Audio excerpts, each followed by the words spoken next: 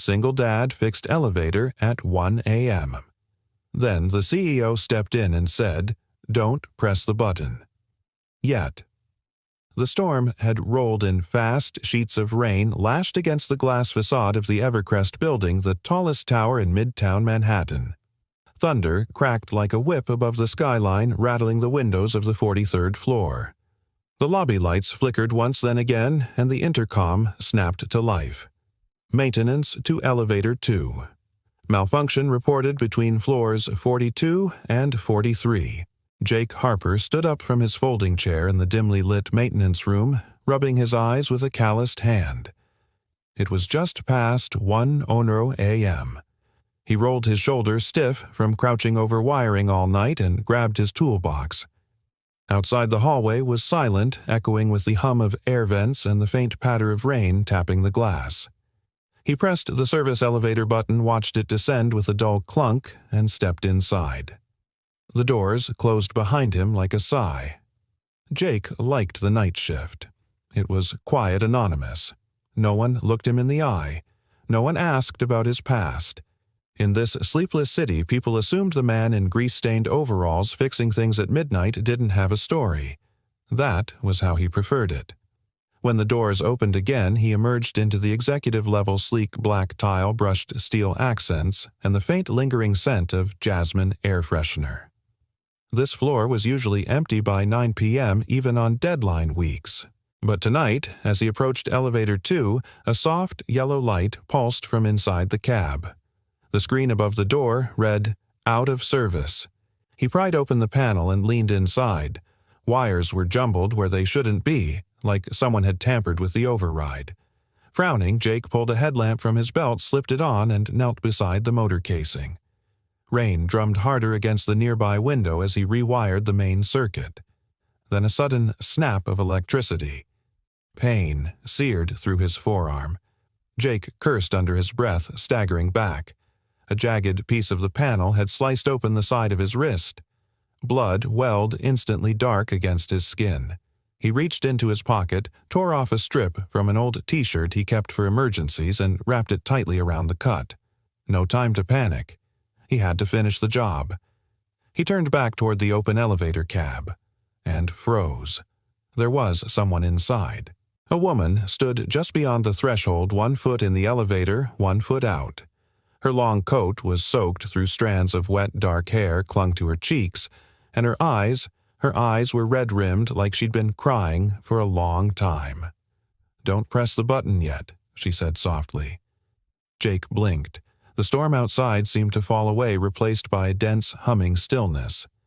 "I'm sorry," he said, instinctively shifting to block the control panel. "This one's out of service." She didn't move. Her eyes locked on his as if searching for something beneath the surface of his worn face. "I know," she said. "That's why I'm here." Jake's fingers tightened around the wrench in his pocket. Something about her presence was off. Not dangerous exactly, just misplaced. Like she didn't belong here, not at this hour, not on this floor. "Are you lost?" he asked. "No."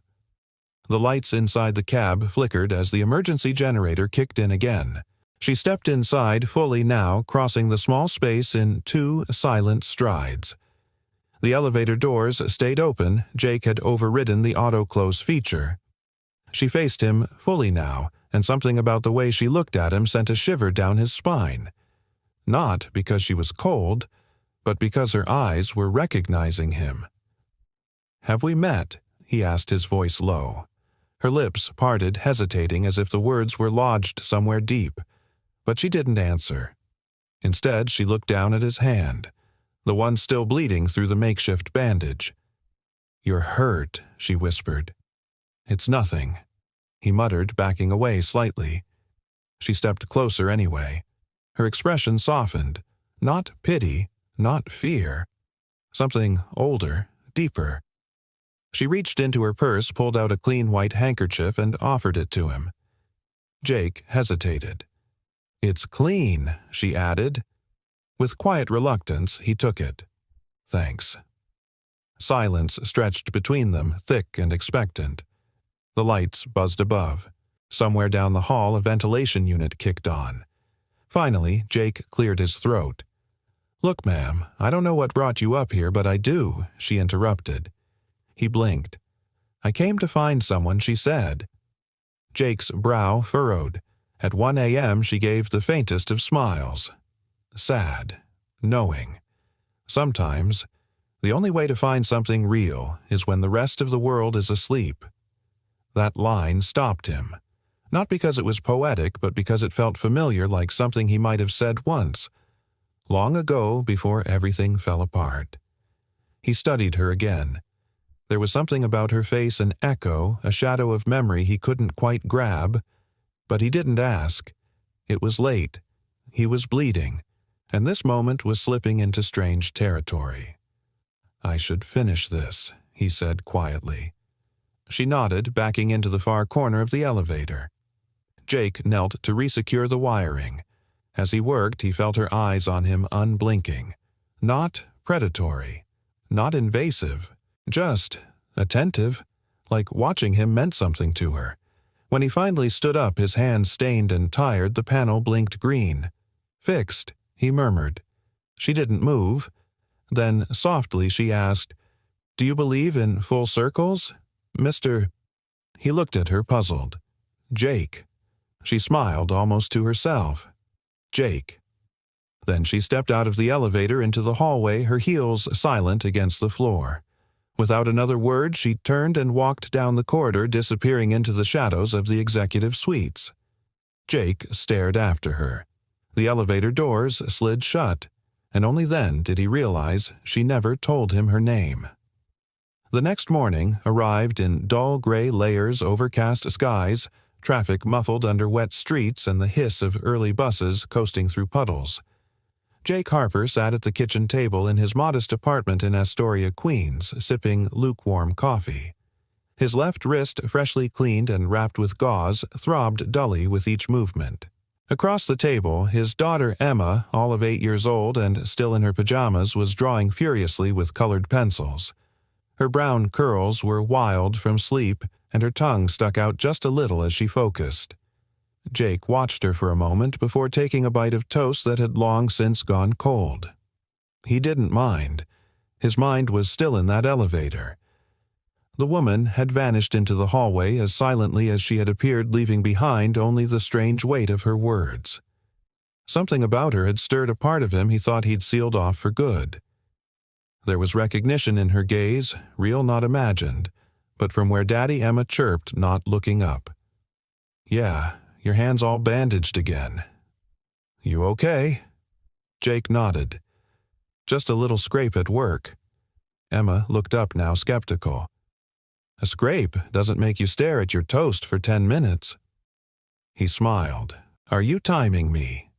"No, but I started breakfast and finished a whole unicorn," she said, holding up her drawing with pride. The creature had rainbow wings, a starry tail, and unusually long eyelashes.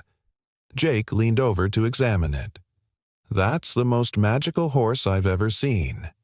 It's a unicorn, Dad. Right sorry. Shows what I know." Emma tilted her head. "You look tired." Jake hesitated. Didn't sleep much. He didn't tell her about the woman in the elevator, about the moment that felt like being seen for the first time in years, about how for one brief second he felt like someone knew who he was, or who he had been. Instead, he kissed the top of Emma's head. "Go get dressed, Peanut. We'll stop for muffins before school." As she ran off, her little feet thumping down the hallway, Jake sat back and sighed. Then he reached for his toolbox. He had another 12-hour shift tonight. That evening, rain returned like an old impatient friend. The city glistened in damp orange hues as Jake entered the Evercrest building through the side service entrance. The front lobby, a polished gallery of glass and marble, was already winding down lights, dimming security, nodding with practiced disinterest. Jake changed into his uniform in the basement maintenance room, washed his hands again, and checked the wound on his wrist. The gauze was dry. Good enough. He grabbed the clipboard and scanned the evening work orders, a few bulb replacements, a minor HVAC issue on the 26th floor, and a note in block print at the bottom, Recheck elevator to level 43. System restart incomplete. N.W. Jake frowned. N.W. He stared at the initials. Could it be? He checked the employee directory posted on the back wall. There, under the corporate leadership heading, was her name, Natalie Winters, CEO, Evercrest Holdings. Natalie. He leaned in toward her photo. She looked different in it, composed, camera-ready, the kind of high-powered executive Jake usually avoided. But behind the sleek business attire and restrained smile was the same face from last night. Not soaked in rain, not trembling from some unnamed sadness, but her. His stomach turned slightly. She was the CEO, and yet she had stood in front of him with bare honesty, not an ounce of superiority in her tone. What did she want from him? Jake considered skipping the elevator check. Technically, he'd already fixed it. But curiosity gnawed at him. So did something else, a feeling he couldn't name but hadn't felt in years. At 10:23 p.m., Jake returned to level 43. The hallway was quieter than usual. The polished marble floors reflected the emergency lighting, casting a soft orange glow that made the place feel almost sacred. He approached elevator 2, slowly listening to the hum of the motor above the distant rush of wind outside. He ran a diagnostic on the panel. Everything red-green. Still, he hesitated. Then from the end of the hallway came the unmistakable sound of heels clicking on tile. Jake turned. Natalie was walking toward him. Not hurried, not hesitant, measured. She was wearing a navy blouse, sleeves rolled just above her elbows, and black slacks. Her hair was tied back damp from the mist outside. She carried no briefcase, no papers. Just a paper bag with what smelled like hot coffee. "You came," she said simply. Jake offered a polite nod. There was a follow-up request on the work order. Her lips curved slightly. "I left that." He didn't answer right away. "I just wanted to make sure the system was okay," she added. "And that you were okay." Jake looked down at his bandaged wrist, then back at her. "You didn't need to come all the way out for that." "Maybe not, but I wanted to." Silence stretched between them again, but this time it wasn't heavy. Just full. Something unspoken drifted in the air, recognition maybe, or something even older. Natalie stepped closer and handed him the bag. Coffee, and a fresh muffin. "Thought maybe you hadn't eaten." Jake took it, unsure what to say. "Thanks. I'm not here to supervise your work," she added. "I just saw you last night, and you looked like someone who carries a lot more than tools." Jake blinked. That hit too close. He straightened. "Look, I appreciate the gesture, Ms. Winters, Natalie," she interrupted. "Okay, Natalie, but whatever you think you saw, I'm just the guy who fixes things." Her eyes didn't leave his. Sometimes the people who fix things are the ones most in need of fixing themselves. Jake couldn't look away. The elevator behind him dinged softly. The system had reset itself. Green light pulsed above the panel. He turned to look. When he turned back around, she was already walking away. Not a word more, just a whisper left in the air between them. And for the first time in years, Jake felt the quiet hum of something beginning. Something real. He just didn't know what yet. Friday evening came with a hush. The storm had passed, but the city still wore its aftertaste, wet concrete blurred reflections on slick sidewalks, and the heaviness that followed something unresolved. Jake stood near the maintenance locker on the lower floor, finishing his second cup of bad vending machine coffee. The bitter taste lingered, but it kept him awake. He hadn't told anyone about Natalie Winters. Not his co-worker Ron, who'd just clocked out. Not even Emma, who had been busy painting a paper lantern project for school and humming a Taylor Swift song under her breath. Some things felt too strange to name out loud, like speaking them might break their spell. He tried to convince himself there was nothing special about that hallway conversation. CEOs were allowed to be kind, even mysterious, even warm. But something about the way she'd looked at him made Jake feel like she'd seen straight through the walls he'd built quietly, gently, and without asking for permission. Now, as he checked the final task list for the evening, a familiar note was scribbled in delicate handwriting, Elevator 2. Please verify. N.W. It wasn't necessary.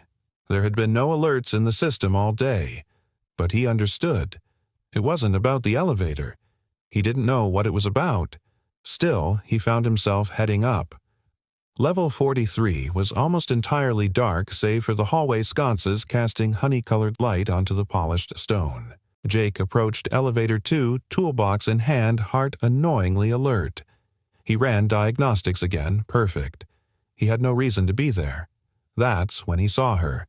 Not in a dress, not in heels, but in worn jeans, a gray sweatshirt with the sleeves pushed up her dark hair loosely tied back. She wasn't the towering figure from the corporate photo. She looked normal, tired even, but her expression lifted when she saw him. I didn't think you'd come. I didn't think you'd leave another note, Jake replied, one brow raised. Natalie smiled. Well, I figured if I kept pretending the elevator was broken eventually, you'd get annoyed enough to say something. Jake gave a half laugh. Is that what CEOs do when they need to get someone's attention? Only when they're terrible at small talk, she admitted, then motioned to the bench by the floor-to-ceiling windows. Sit with me? He hesitated, then nodded. They sat, their reflections faintly visible in the dark glass. The city twinkled beneath them, stretching wide alive and unaware of the strange moment unfolding 43 stories above its heartbeat. I used to come up here late at night, she said softly before I took over the company. When my dad was still running things, I'd sneak into his office just to look out at the lights. I thought if I stared long enough, I'd understand something about the world. Jake glanced at her. Did it work? She shook her head. Not really, but it made me feel like I wasn't drowning. There was no sound but the faint buzz of the elevator shaft and the distant hum of a heating unit kicking on. Jake watched her carefully now, not the CEO, but the woman. Last night she said you asked if we'd met. He nodded slowly. Yeah. You looked like you knew me. I do, she said. Then quickly corrected, I remember you.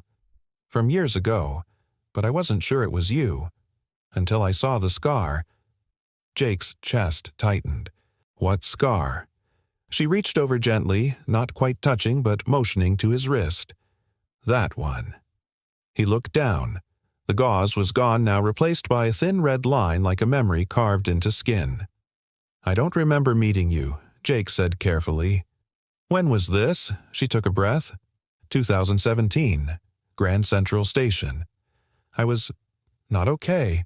I just found out something personal family stuff, it doesn't matter now, but I was standing near the edge of the platform. Crying. No one stopped. She looked away. But you did. Jake frowned. I did. You didn't say anything. You just sat down next to me. Gave me your sandwich. Didn't ask questions. I remember that more clearly than anything else from that night. Jake leaned back, absorbing the weight of it. Slowly, the memory began to stir. That night. A woman on the edge of the yellow line, her shoulders trembling. He had sat beside her, unsure of what to say, so he said nothing. That was the same day, the same evening. He got the call about Laura, the plane crash, the unimaginable. You saved me, Natalie whispered, and I never forgot. Jake's throat was tight. I didn't do anything. You showed up, she said simply. When I felt invisible to the rest of the world, you showed up. And after that, I decided I wouldn't waste the second chance. He turned his head toward her. Why tell me this now? Because I've spent 7 years trying to be someone who deserved that moment. Someone who made things better. For my staff, for my family, for people who'd been broken like me. But I realized I never thanked the person who gave me that second chance. She reached into her coat pocket and pulled out a folded envelope. I wrote this a week after that night, she said. I didn't know your name. I never sent it, but I carried it with me ever since. Jake stared at it. Take it, she said softly. It's yours. His fingers brushed the edge of the paper as he took it from her hand. The paper was worn, the edges slightly curled. "You saved my life," she added. "And I don't know if anyone's ever said that to you before." He didn't know how to respond, so he didn't. Instead, he sat in silence with the letter in his lap and the city stretching wide beneath them. His heart beat steadily more awake than it had in years, and though neither of them said it out loud, they both knew. This wasn't just the second time they met. It was the beginning of something new. Jake didn't open the letter that night. It sat on the kitchen counter, its edges slightly curled with age as though it had been waiting through storms and seasons for this exact moment, and yet Jake couldn't bring himself to touch it again. He made Emma's lunch. He packed her backpack. He helped her find the missing blue sneaker she claimed had been eaten by the shoe monster under the couch. He did everything except open that envelope, because inside he feared was something too real, something that would change the way he saw himself. He wasn't a savior. He was a man trying to rebuild a life out of broken pieces, raising a daughter he wasn't sure he deserved, doing a job no one noticed. He didn't save people. But Natalie's eyes had told him otherwise. At work that night, Jake moved slower than usual. Every clink of his wrench, every elevator ding, every buzzing light seemed distant. His mind kept replaying her voice. "You saved me." Around midnight, he climbed to the roof. Technically off limits, but no one monitored the night crew too closely. He stood by the railing, the city sprawled beneath him like a living, breathing thing. The sky was unusually clear after days of rain, and he could see all the way to the bridges, the pulsing arteries of a place that never stopped moving, never waited for anyone. He took the letter from his jacket pocket. It was handwritten. Black ink, precise, yet slightly smudged in places like it had been folded and unfolded many times. "Dear stranger, I don't know your name. You didn't ask for mine. You didn't try to stop me or fix me. You just sat there quiet, still offering your sandwich and your silence like it was the most natural thing in the world. You didn't lecture me. You didn't panic. You didn't even look surprised. You just saw me. You'll never know what that did for me. You'll never know that after you left, I decided not to step forward.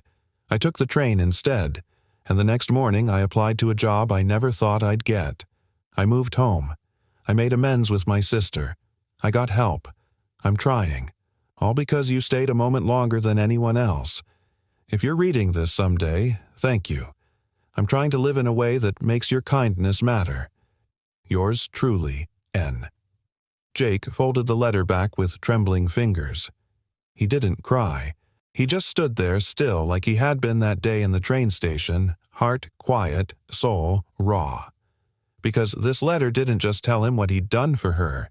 It reminded him that he had once been the kind of man who showed up. And maybe he still could be. The next morning, he was the one who left the note. Natalie found it taped to the inside of the elevator shaft door when she arrived. It was short, written in block letters on a yellow sticky note. "Thank you for living. J." She stared at it for a long time before sliding it gently into her purse. That weekend, Jake did something he hadn't done in over a year. He invited someone over. Ron, his coworker and oldest friend in the building crew, showed up with a six-pack, a box of Legos for Emma, and a suspicious look. "You okay, man?" Ron asked as he watched Jake clear the cluttered coffee table. Jake nodded. "I think so." "You think so?" "That's not very convincing. I've been thinking about some things, about starting over, about letting Emma know more about, well, everything." Ron cracked open a beer. "You mean about Laura?" Jake flinched at the name, but didn't look away. "Yeah." Ron studied him for a moment. "You never talk about her, because I didn't think I deserved to." Ron said, his voice lower now. "What happened wasn't your fault. I was the one who maintained that plane. She flew standby because of me. If I hadn't, she chose to surprise you. She loved you. She loved that kid. And life isn't math. It doesn't add up clean." Jake didn't respond, but something in his shoulders softened. Emma bounded into the room, then holding her freshly painted lantern.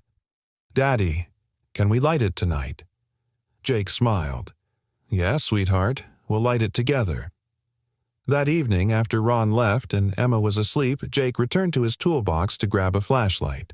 But instead of the flashlight, he found something tucked between the screwdrivers, a small hand-drawn card.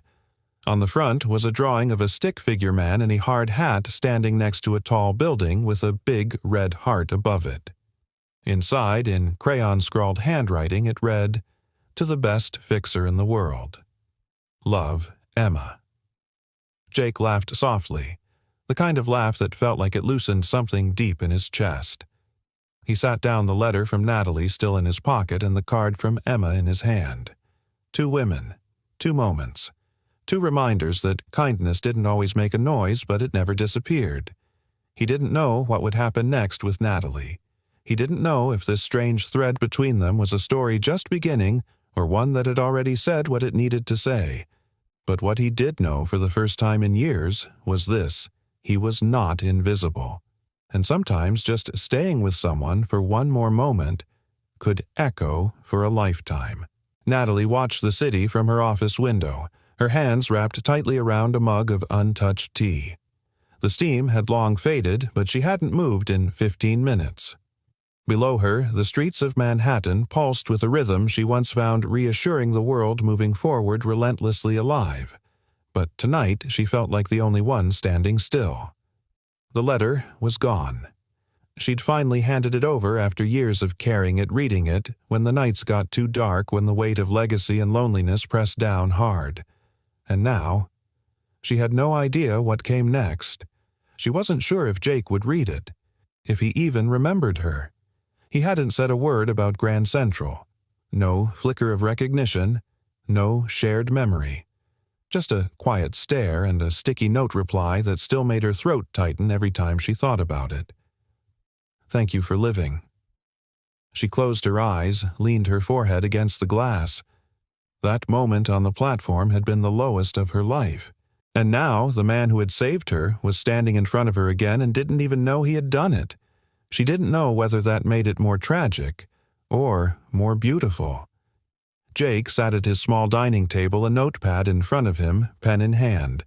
But the words wouldn't come. Emma was asleep in the next room, the door cracked open just enough for him to hear her breathing.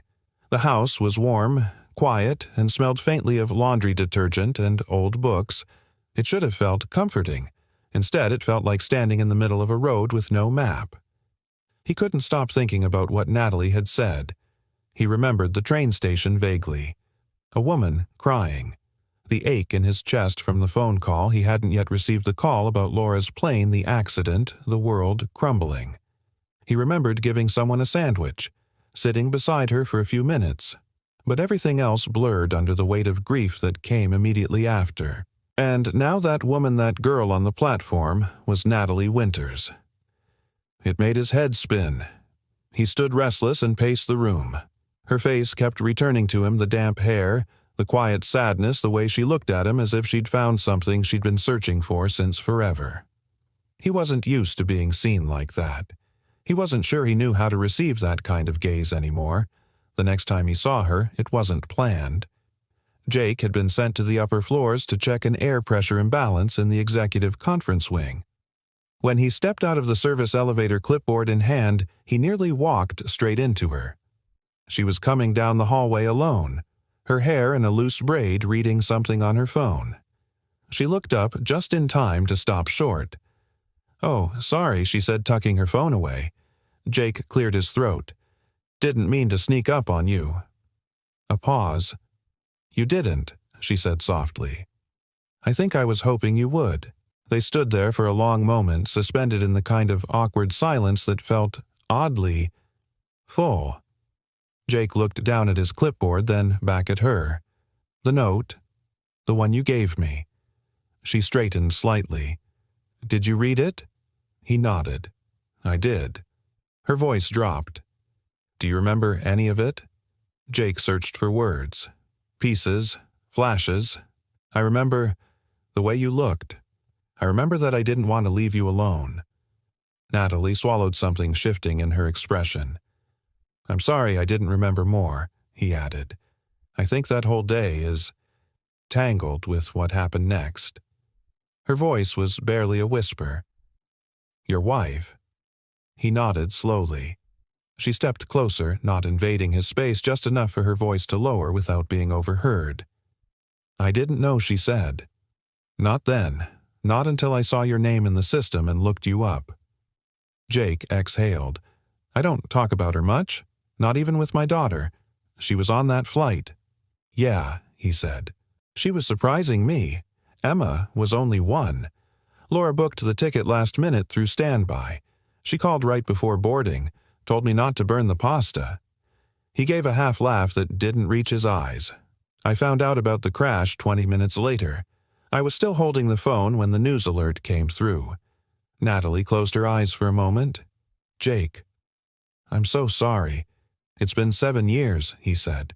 "You'd think it would get easier. Does it?" He looked out the window at the skyline, then back at her.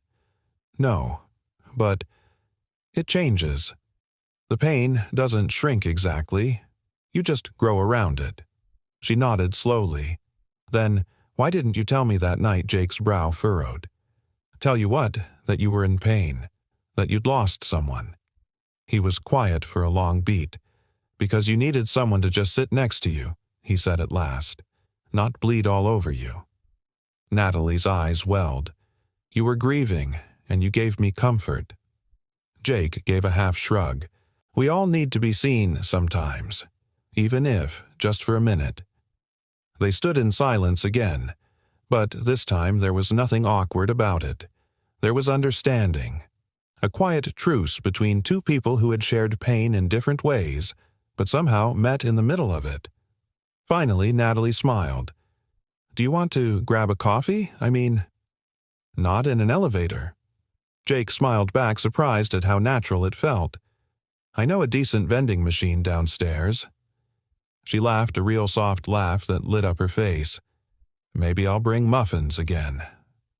And as they walked together down the corridor, Jake felt something unfamiliar stir in his chest. Hope. Not the loud, dramatic kind. The quiet kind, the kind that waits patiently in dark places, and sometimes rides elevators. The coffee wasn't good. Natalie took a sip from the paper cup Jake handed her and gave him a look that needed no words. He shrugged, unbothered, and leaned against the edge of the supply closet turned break room. It smelled faintly of motor oil dust and something like old socks. Still, the quiet was real. So was the company. "I think your vending machine lied to me," she murmured, glancing at the cup like it had betrayed her. Jake chuckled. "It's honest about everything but the hazelnut. That's just marketing." She laughed more freely this time, less guarded. They sat on the old bench across from the supply lockers, the hum of fluorescent lights above them, the whir of distant fans in the background. For the first time in weeks, Jake felt himself relax in someone's presence. Natalie didn't ask anything of him. She didn't push. She just was there. And it reminded him of something. He pulled out a small sketch folded into quarters, soft at the edges from being in his wallet too long. He handed it to her without explanation. She unfolded it carefully. A crayon drawing of a stick figure man in a hard hat beside a tall building. A red heart floated above his head. Natalie smiled as her eyes scanned the bottom corner where, to the best fixer, "Love Emma" was written in crooked, confident letters. "She drew this for you." Jake nodded. "Last week. She's talented. She's honest." He said, taking the drawing back and folding it with care. "And way too observant." Natalie looked at him for a moment, then said, "She doesn't know what happened to your wife." "Does she?" Jake shook his head. "Not all of it. She knows her mom died in an accident. But the rest—" His voice trailed off. "How do you tell a kid that kindness broke you?" Natalie tilted her head. "I don't think kindness broke you, Jake." "It did, though," he said quietly. "Laura flew that night because I got off early. I'd spent the day helping a colleague whose dad had a stroke. She covered my shift. I went home to cook dinner. She surprised me. Booked a last-minute standby seat because the airline owed me a favor." He paused. "She did it because I helped someone. And she died for it. Natalie's voice was gentle. She died because of circumstance, not because you were kind. Jake stared at the floor. I know that. In my head. But somewhere deep, there's this echo. Like maybe if I'd been selfish, she'd still be here. She didn't offer platitudes. Instead, she said, "What you did at that station 7 years ago, you saved someone else. You didn't know it. You didn't try to. You just showed up." Her voice softened. "And now, I get to show up for you." Jake looked at her then. Really looked. And he saw it, the echo of pain she carried, the resilience layered over it, the way her strength didn't cancel her softness, but came from it. She wasn't some CEO marble statue. She was flesh and spirit shaped by battles she'd quietly survived. "You're not what I expected," he said. Natalie raised a brow. "Is that a compliment?" He nodded. "Yeah." She smiled, and something flickered in the air between them. Not romance, not yet, but a bond growing roots. The kind that takes time. The kind that doesn't need to be named right away. Just then, Jake's phone buzzed. He glanced at it. Emma's school. "Everything okay?" Natalie asked. He tapped the screen and listened, brow furrowing. "Yeah, she's fine. Just a slight fever. They said she got sleepy in class." Natalie stood. "Go. I'll finish your coffee for you." Jake gave her a grateful look. "You sure?" She nodded. "She's your priority. Always." As Jake packed up his tools and left, Natalie lingered a moment longer, holding the crumpled paper cup in her hand. She looked at the folded drawing again. The red heart floated above the little man's head, and it reminded her that kindness didn't always come in big, cinematic gestures. Sometimes it came in sandwiches, in elevator repairs, in crayon drawings from little girls who still believed their fathers could fix the world. That evening, Natalie rang the buzzer outside Jake's apartment building. He opened the door, looking tired a little, disheveled, but surprised. Natalie. She held up a brown paper bag, soup, and juice. "I figured Emma could use something warm and you could use something that didn't come from a vending machine." He stepped aside. "Come in." The apartment was modest but homey, toys tucked into bins, a plant trying its best on the windowsill, family photos in simple frames. Emma peeked from behind her bedroom door. Her cheeks were flushed, but her eyes lit up. "Are you the lady with the muffins?" Natalie laughed. "Guilty." Jake looked sheepish. She remembers everything. Emma stepped into the living room slowly. "I like muffins." Natalie knelt beside her. "I brought chicken noodle soup, too, and tiny star-shaped crackers." Emma's grin widened. "You can stay if you want." Jake looked at her, half amused, half in awe. "Emma." Natalie smiled at the girl. "Only if your dad says it's okay." He hesitated, heart thudding in his chest, then nodded. "Yeah, it's okay." That night, the three of them ate soup at the small kitchen table. Natalie helped Emma cut stars from construction paper while Jake cleaned up the dishes.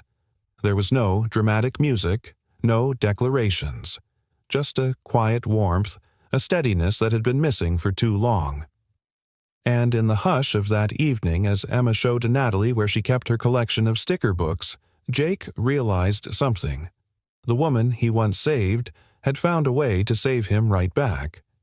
It was nearly midnight when Jake stood once more on the worn concrete of Grand Central Terminal.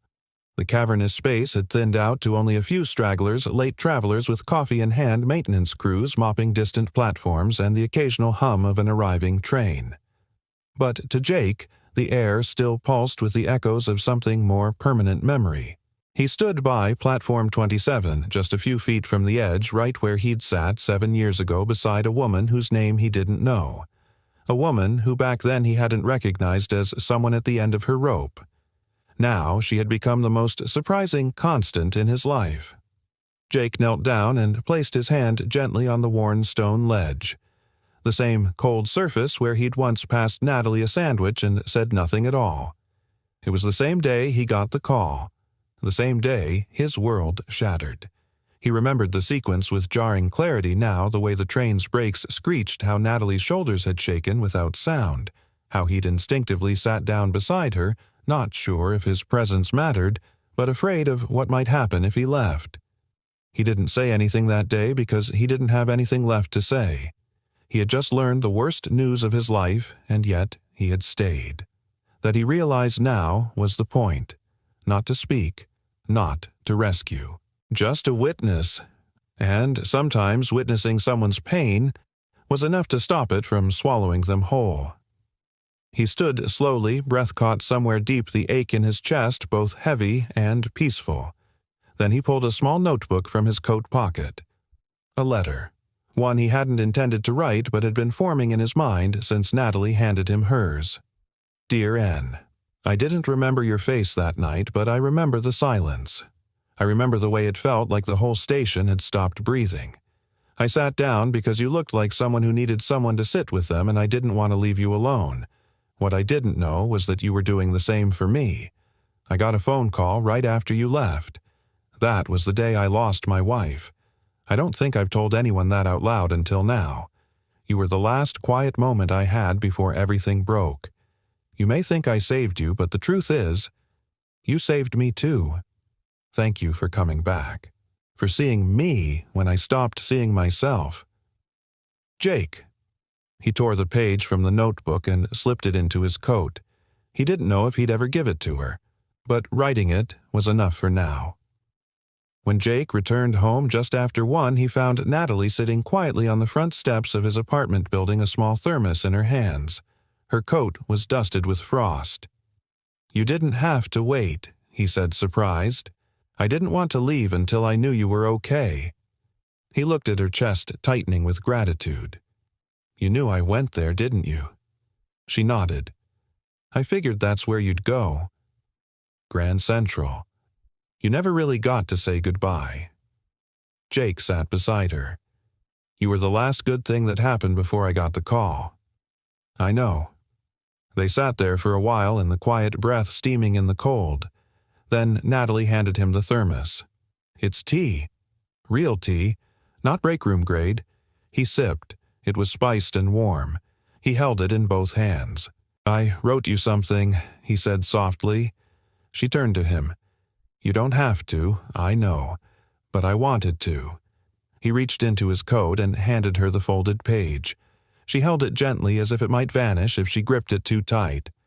I won't read it now, she whispered, but I'll keep it. Jake looked at her heart unguarded. You don't have to carry me like a memory, Natalie. She met his gaze. I'm not. You're not a ghost, Jake. You're standing right here. So am I. We've both lost, but we're still here. A silence passed, filled with more comfort than words could hold.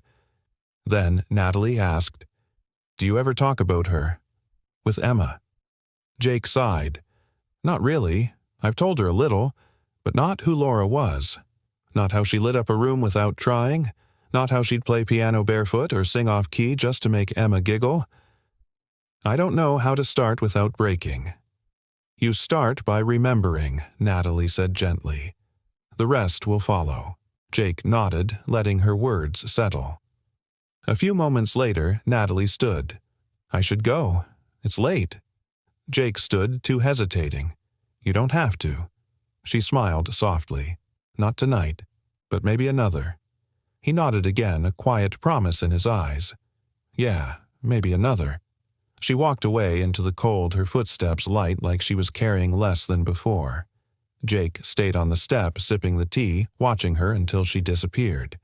He didn't say goodbye, because this time, he knew. She'd be back. The following Monday morning, Jake woke to the sound of gentle knocking. He rubbed his eyes, confused. Emma was still asleep, curled in a ball under her fuzzy unicorn blanket, one foot sticking out. Sunlight spilled through the cracked blinds and the apartment was still and warm. The knock came again. He opened the door to find a small white envelope taped to the outside. Just his name written in the same neat, unmistakable handwriting. No stamp, no return address. He peeled it off, carefully stepped back inside, and sat down at the kitchen table.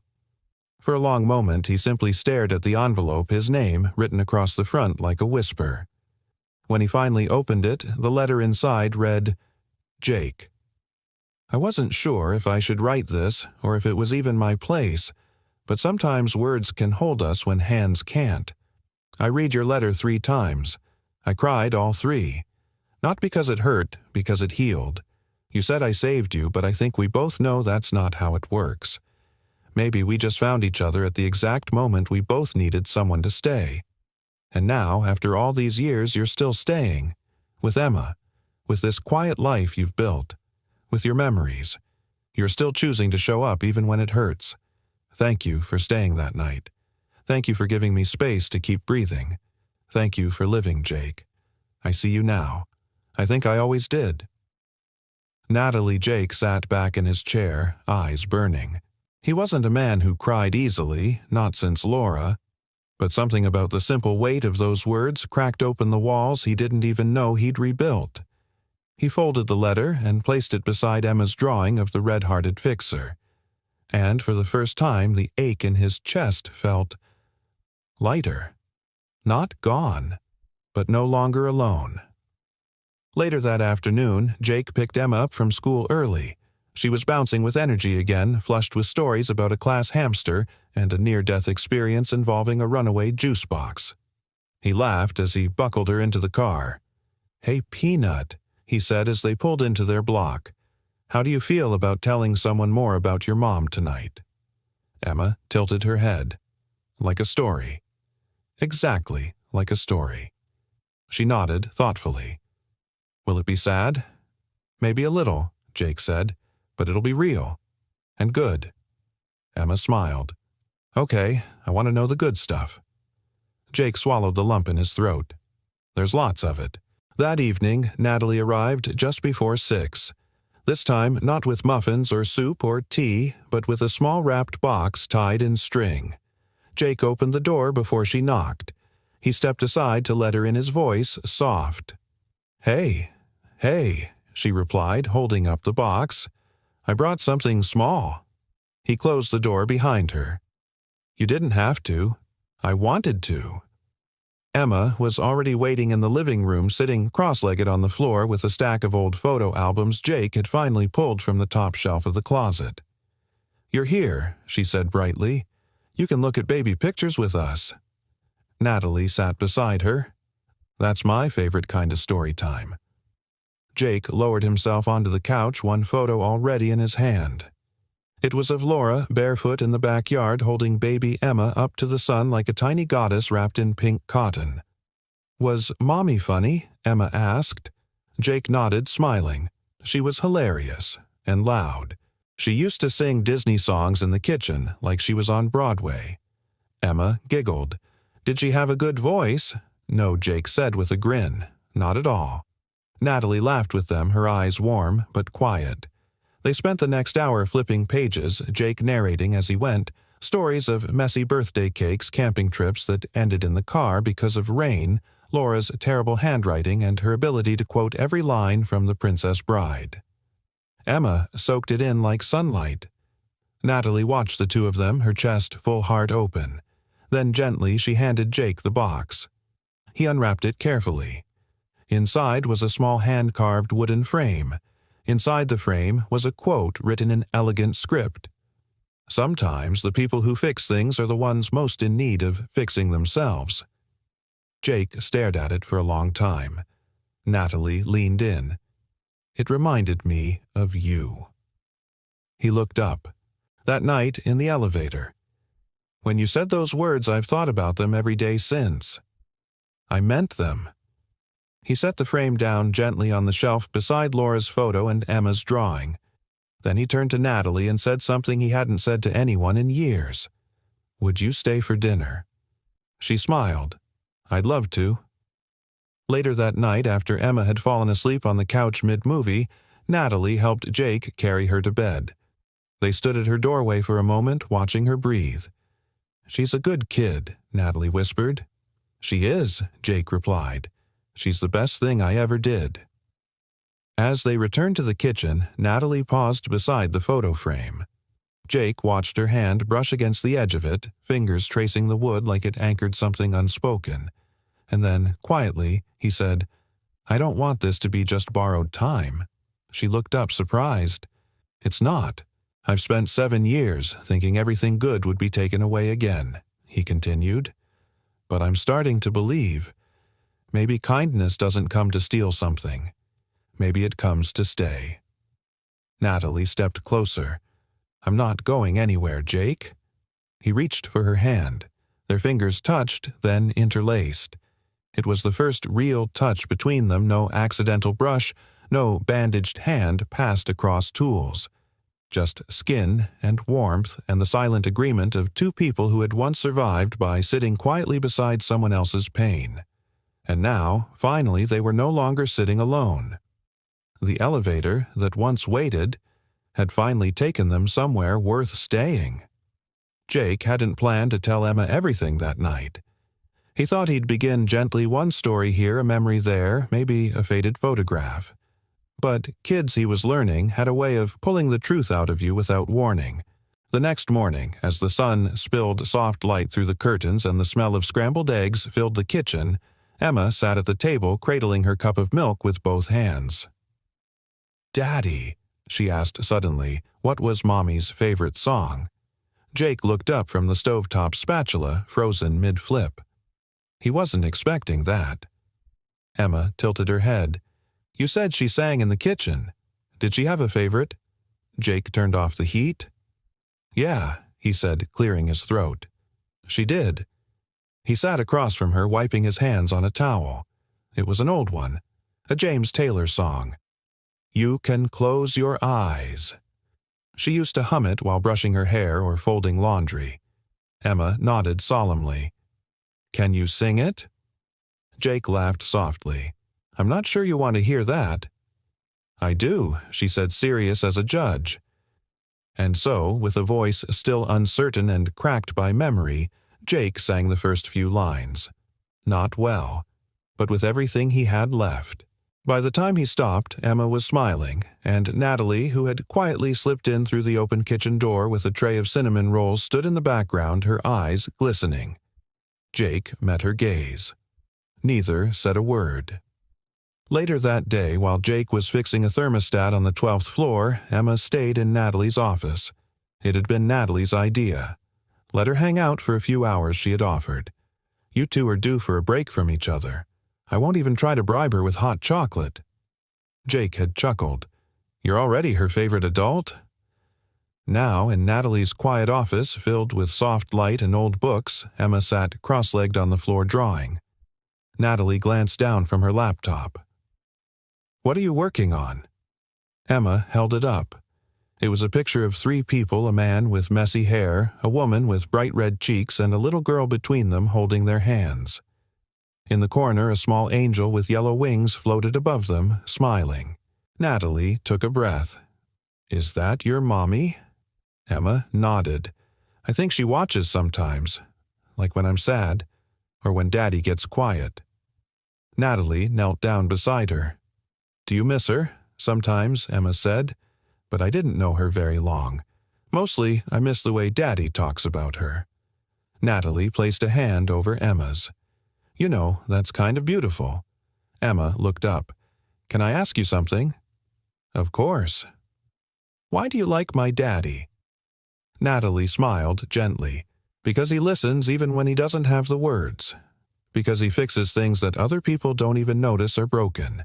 Because he's kind. Even when it hurts." Emma blinked. "He is kind, but he's also kind of stubborn." They both laughed. Then Emma reached into her backpack and pulled out a folded sheet of paper. "I made something. For him. But maybe you can help me give it to him." Natalie unfolded the paper carefully. It was a poem. A simple one. Misspelled words. Rhymed lines. At the top, in purple marker, it read, "A letter for my dad. You make pancakes and you make me smile. Even when you're quiet for a while. I know sometimes you feel kinda sad, but I still think you're the world's best dad. You fix the lights and fix the heat, but your hugs are still my favorite treat. You tell the truth and hold my hand. You're the bravest fixer in the land. Love, Emma." Natalie blinked away tears. "Emma," she said, "this is one of the most beautiful things I've ever read." The girl beamed. "Do you think it'll make him happy? I know it will." That evening, Natalie invited Jake and Emma to her place for dinner, a modest brownstone tucked between two ivy-covered buildings in the West Village. It was the kind of home that smelled like lemon oil and old stories. The three of them sat at a round wooden table eating pasta and laughing at Emma's impressions of her school principal. After dessert, Emma stood and said, "I wrote something for you, Daddy." Jake looked up surprised. "You did?" She nodded, handed him the paper, and added, "But Natalie helped fold it nice." Jake read it in silence, his thumb brushing the corner of the page. By the time he reached the final line, "You're the bravest fixer in the land," his throat had gone tight. He looked at Emma. "Thank you, sweetheart." "You liked it?" He leaned forward and pulled her into a long, quiet hug. "I loved it." Natalie sat across the table watching them. Something inside her swelled not just affection, but awe. Here was a man stitched together by grief and love, a girl shaped by absence yet full of light, and between them a kind of healing no therapy or fortune could ever manufacture. After Emma went to bed having fallen asleep halfway through a movie, Jake joined Natalie on the steps outside. He handed her the folded poem. "She said you helped." "I just read it," she said. That was all her. "She sees more than I ever realized." Natalie turned to him, her voice low. "So do you." They sat in the warm night air, no need to fill the silence, until Jake whispered, "You saved more than one life that day." "Natalie." She looked at him confused. He nodded toward the window where Emma slept. "She's growing up with someone who reminds her that kindness isn't just for stories. It's real. And it stays." Natalie blinked back a rush of emotion. "I think she likes you," Jake added with a smile. "I like her too," she whispered, "and I love the man she's learning from." Jake reached for her hand again, and in that still perfect moment nothing was broken. Not anymore. The Evercrest building gleamed under the morning sun, all glass and ambition rising into a crisp October sky. Inside the lobby buzzed with life heels clicking across marble elevator doors, pinging open in harmony voices, clipped and caffeinated. But on the lower level, in a tucked-away maintenance office that smelled faintly of solder and coffee grounds, something quieter was happening. Jake Harper stood before a whiteboard holding a dry erase marker in one hand and a clipboard in the other. Across from him sat 4 men and 1 woman, different ages, different backgrounds, all watching him with a cautious sort of hope. This, Jake said, tapping the board is how a service relay communicates with a safety brake. The room was silent except for the squeak of the marker and the occasional scratch of someone taking notes. He paused, then turned back toward them. "And this," he held up a worn fuse he'd pulled from an old motor, "is what happens when you don't respect the wiring." A few chuckles broke the tension. Jake smiled. Behind him, the whiteboard read, "Second Step Technical Foundations." 2 weeks ago, this had only been an idea. Now, it was a fledgling program hosted in a spare workshop behind Evercrest's boiler room, a place for second chances for people like Malik who'd served 3 years for theft, but never stopped sketching circuit boards in prison.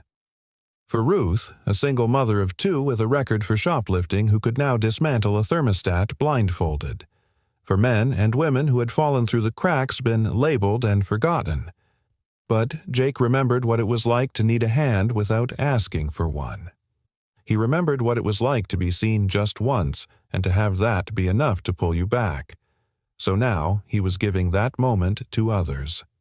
And Natalie had made it possible. After class, Jake stepped into the hallway where Natalie stood waiting, arms folded over a thick folder of grant paperwork. She wore a blazer over jeans, her hair pulled up in a loose knot. She looked powerful, relaxed, like a woman who no longer needed to wear a mask to command a room. "They like you," she said. Jake shrugged. "They like the tools." She handed him a form. The Midtown Civic Council just approved funding for 3 more apprenticeships. Jake took the paper, his eyebrows lifting. Already Natalie smiled. Turns out people love a redemption story, especially when it comes with blueprints. He shook his head in disbelief. I don't know how you pulled this off so fast. I believed in the man who believed in people nobody else wanted to look at, she said, voice soft. Jake looked down for a moment, then back up. You know, when I started fixing elevators, I thought I was just patching broken things, but lately it feels more like I'm helping people move again. Natalie's eyes shimmered. You are. Later that evening, the 3 of them, Jake, Natalie, and Emma, stood inside elevator 2, the same one where everything had started. Jake had rewired the LED panel so that it now displayed soft blue lighting. The buttons gleamed like polished coins. Emma was practically vibrating with excitement. I get to press it, right? She asked. Jake grinned. You earned it. Natalie reached for Emma's hand. We're only going up 2 floors. Emma nodded solemnly. But I want to go all the way up one day. You will, Jake said. Just don't press emergency stop like last time. Emma giggled and hit the button. The doors closed. For a moment, the elevator hummed upward, and it was just the 3 of them in that small, bright space. The very place where silence had once been heavy and hearts had once been hidden. Now it felt full. Jake turned to Natalie. Remember when you said this elevator was out of service? She smirked. I might have lied. You did, and you fixed it anyway. He gave a soft laugh. Turns out it wasn't just the elevator. The doors opened on the 45th floor, Evercrest's top floor, newly renovated as a community hub. Glass walls looked out onto the skyline, and in the corner a sign read, The Second Step Center. For skills, for stories, for starting again. Natalie took Emma's hand. Jake stepped beside them. They walked out together. That night, Jake tucked Emma into bed. She clutched her stuffed bear, her lashes already heavy. Daddy, she murmured, I'm glad you met her. He brushed the hair from her forehead. Me too, sweetheart. She makes you smile more. Not just your mouth, your eyes, too. Jake blinked, heart softening. She makes a lot of things lighter. Emma yawned. Are you going to marry her? Jake laughed under his breath. Go to sleep, kiddo. She turned onto her side with a sleepy grin. I'd wear purple at your wedding. He watched her breathe for a moment, then turned off the light. Down the hallway, Natalie stood on the balcony just outside his kitchen, arms resting on the railing, looking out at the city. When Jake joined her, she didn't speak, just leaned slightly into him.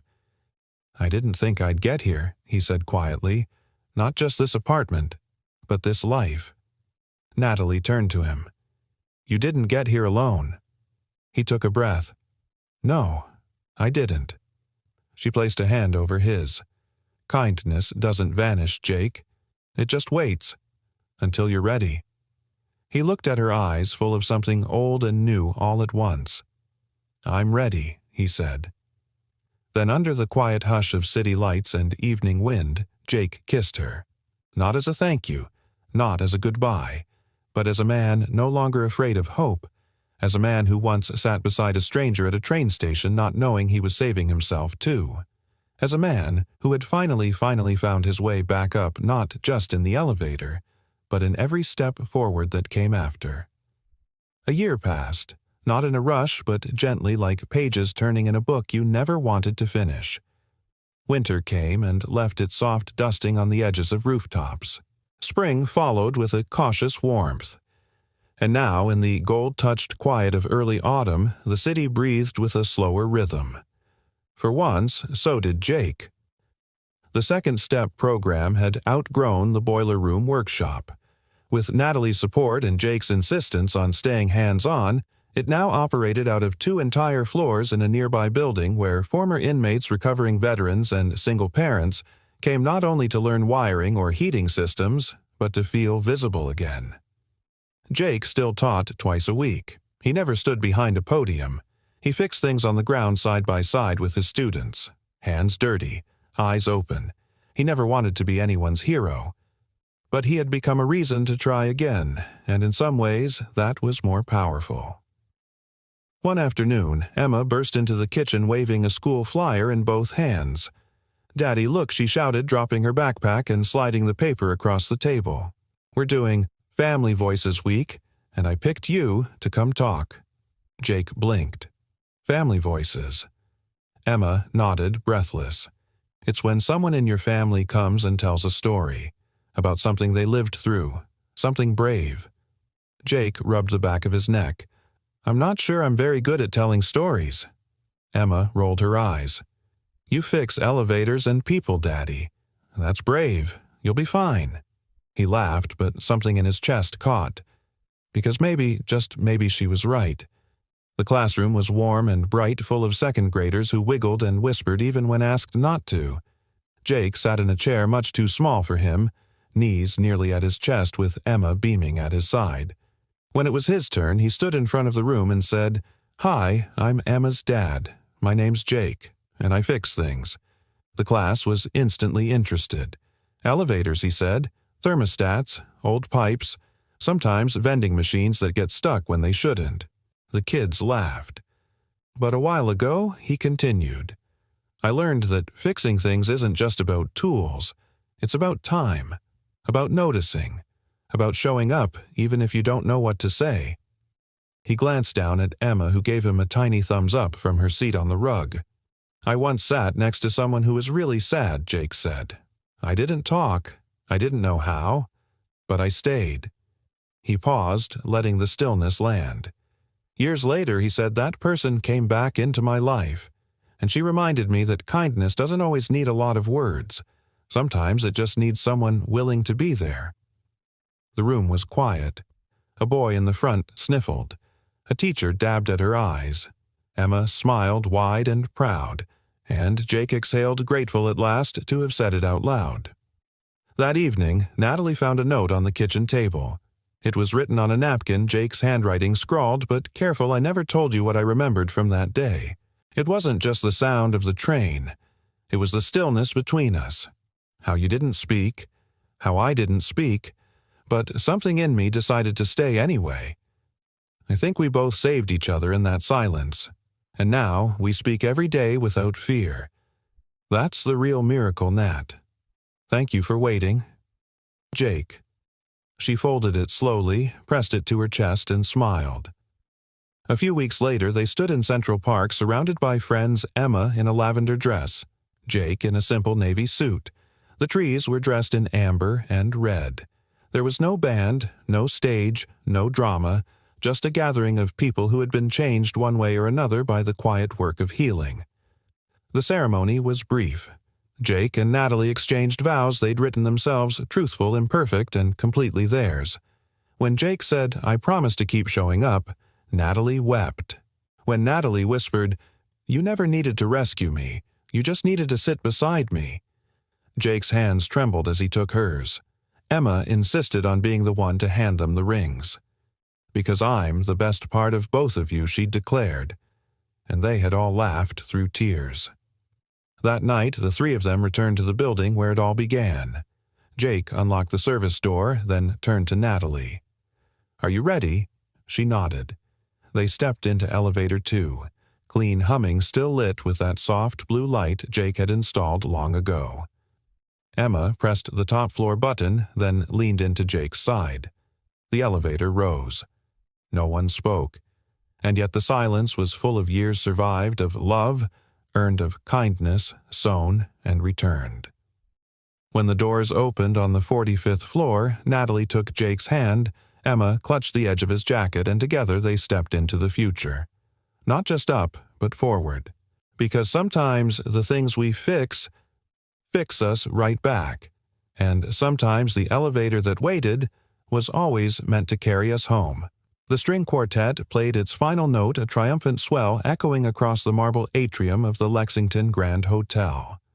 Crystal chandeliers glimmered like suspended stars above an audience dressed in tuxedos and designer gowns. Murmurs of anticipation ran through the crowd like static. The groom, Everett Langston III, heir to a billion-dollar political dynasty, shifted from one foot to the other beneath the rose-covered arch. The press cameras clicked in short bursts, trained on the aisle where the bride was to appear. She didn't. Madeline Walsh stood barefoot in the back hallway, silk heels dangling from her fingers, veil tossed across a velvet bench. Her reflection in the ornate mirror looked like someone else's fantasy lace bodice, diamond necklace, perfectly sculpted makeup. A woman built from expectation. "I can't do this," she whispered to no one. Outside the heavy doors, her father's voice barked into his phone. "Where is she? We don't have time for this. Get her in line." She heard his assistant mumbling a rushed apology. Her chest tightened. Madeline turned from the mirror and pulled the zipper at her back. The dress slid off her shoulders like dead weight. She caught it before it hit the floor and folded it meticulously, habitually placing it over the bench like an old habit she was finally ready to bury. For once, she wasn't going to do what was expected. 25 minutes later, the headlines read, "Walsh Heiress Vanishes. Wedding halted at the altar, CEO gone rogue, Madeline Walsh missing on wedding day." But Madeline didn't read them.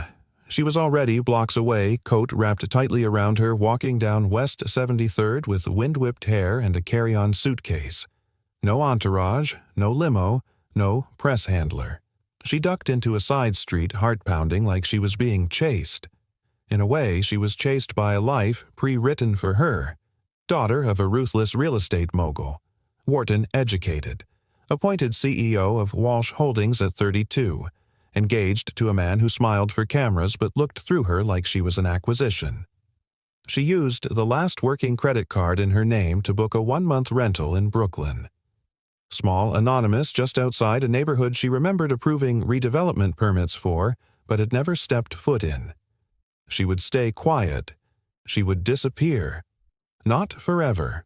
Just long enough to remember who she was underneath the wealth. 4 days later, it was raining in soft, persistent sheets. The kind of New York rain that soaked your bones no matter how short the walk. Madeline hadn't eaten since the night before. The $40 she had left was dwindling fast. She'd spent most of it on groceries for an elderly neighbor who had offered her a spare blanket. She wandered near a corner deli and paused beneath the awning of a narrow cafe, trying to will away the hunger cramping her stomach. That's when she saw them. A man in his early 30s, tired eyes, 5 o'clock shadow calloused hand sitting cross-legged on a bench under the same overhang. A small girl, maybe 5, with tangled curls and a faded unicorn raincoat sat beside him, swinging her feet. They shared a wrapped sandwich between them, careful measured bites like they'd learned to ration joy. Madeline tried to move away, but her legs wouldn't cooperate. The child noticed her first. The man followed her gaze and turned toward Madeline. His eyes weren't suspicious or guarded. They were steady. Madeline's throat burned. "I'm sorry," she said, voice barely audible over the patter of rain. "May I take those leftovers, sir?" He blinked, looked down at the half sandwich left on the wax paper. "Sure," he said, after a pause, holding it out to her like it wasn't strange at all. "They're yours." The girl tugged at a plastic baggie from her coat pocket and shyly offered a crumbled cookie. "You can have mine, too. It's still good." Madeline's composure cracked. She took the food with both hands, barely whispering, "Thank you." "No problem," the man said, nodding. "I'm Jack. This is Ellie." Madeline opened her mouth, but no name came out. Finally, she said, "Mara." It was the name of a character from a novel she'd loved as a teenager, a girl who ran away from a palace to live among the people. It felt appropriate. "Well, Mara," Jack said, his voice kind. "Hope things get better." He didn't ask questions. He didn't judge her for the soaked clothes, the worn-out shoes, or the way her hands trembled when she unwrapped the sandwich like it was sacred. He just nodded and kept his arm around Ellie, whispering something that made the little girl giggle. Madeline stepped backward into the rain again, holding the sandwich and cookie like they were a lifeline. As she turned the corner, tears mixed with the rain on her face. She didn't know what had just happened, but she felt it that one moment had shifted something inside her. She wasn't used to kindness without condition, without agenda, especially not from strangers, especially not from someone with so little to give. That night, she lay curled on a worn mattress in her rented room, staring at the ceiling and thinking about Jack and Ellie. She imagined the girls' laughter filling the tiny apartment, the man's calm steadiness as he shared what little they had. She could still feel the warmth of that cookie in her hand. Outside, rain tapped gently on the window pane like it wanted to be let in. And, somewhere deep inside, Madeline Walsh, the missing bride, the runaway CEO, something began to melt. The next morning, sunlight filtered through the warped window blinds of Madeline's small apartment, casting broken lines across the scratched hardwood floor. She lay on the worn mattress without moving, fully clothed blanket kicked off in the night. Her stomach no longer ached from hunger, but something deeper lingered, a gnawing sense of dislocation. In the silence, she thought about the way the little girl had smiled at her the day before. The way Jack had handed her the sandwich without hesitation, as if it was the most natural thing in the world.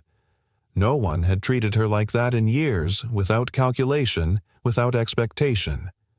At the office, every smile hid a contract. At home, even love had started to feel conditional. But that moment in the rain, that had been different. Pure. She hadn't told them who she was, didn't even use her real name, and still they had looked at her like she mattered. Madeline sat up slowly and rubbed her temples. On the cracked nightstand beside her lay the uneaten half of the cookie Ellie had given her. She'd wrapped it carefully in a paper towel, unsure why. But now she stared at it like it was more valuable than the emeralds locked away in her family's penthouse vault. She tucked it into her coat pocket and stood.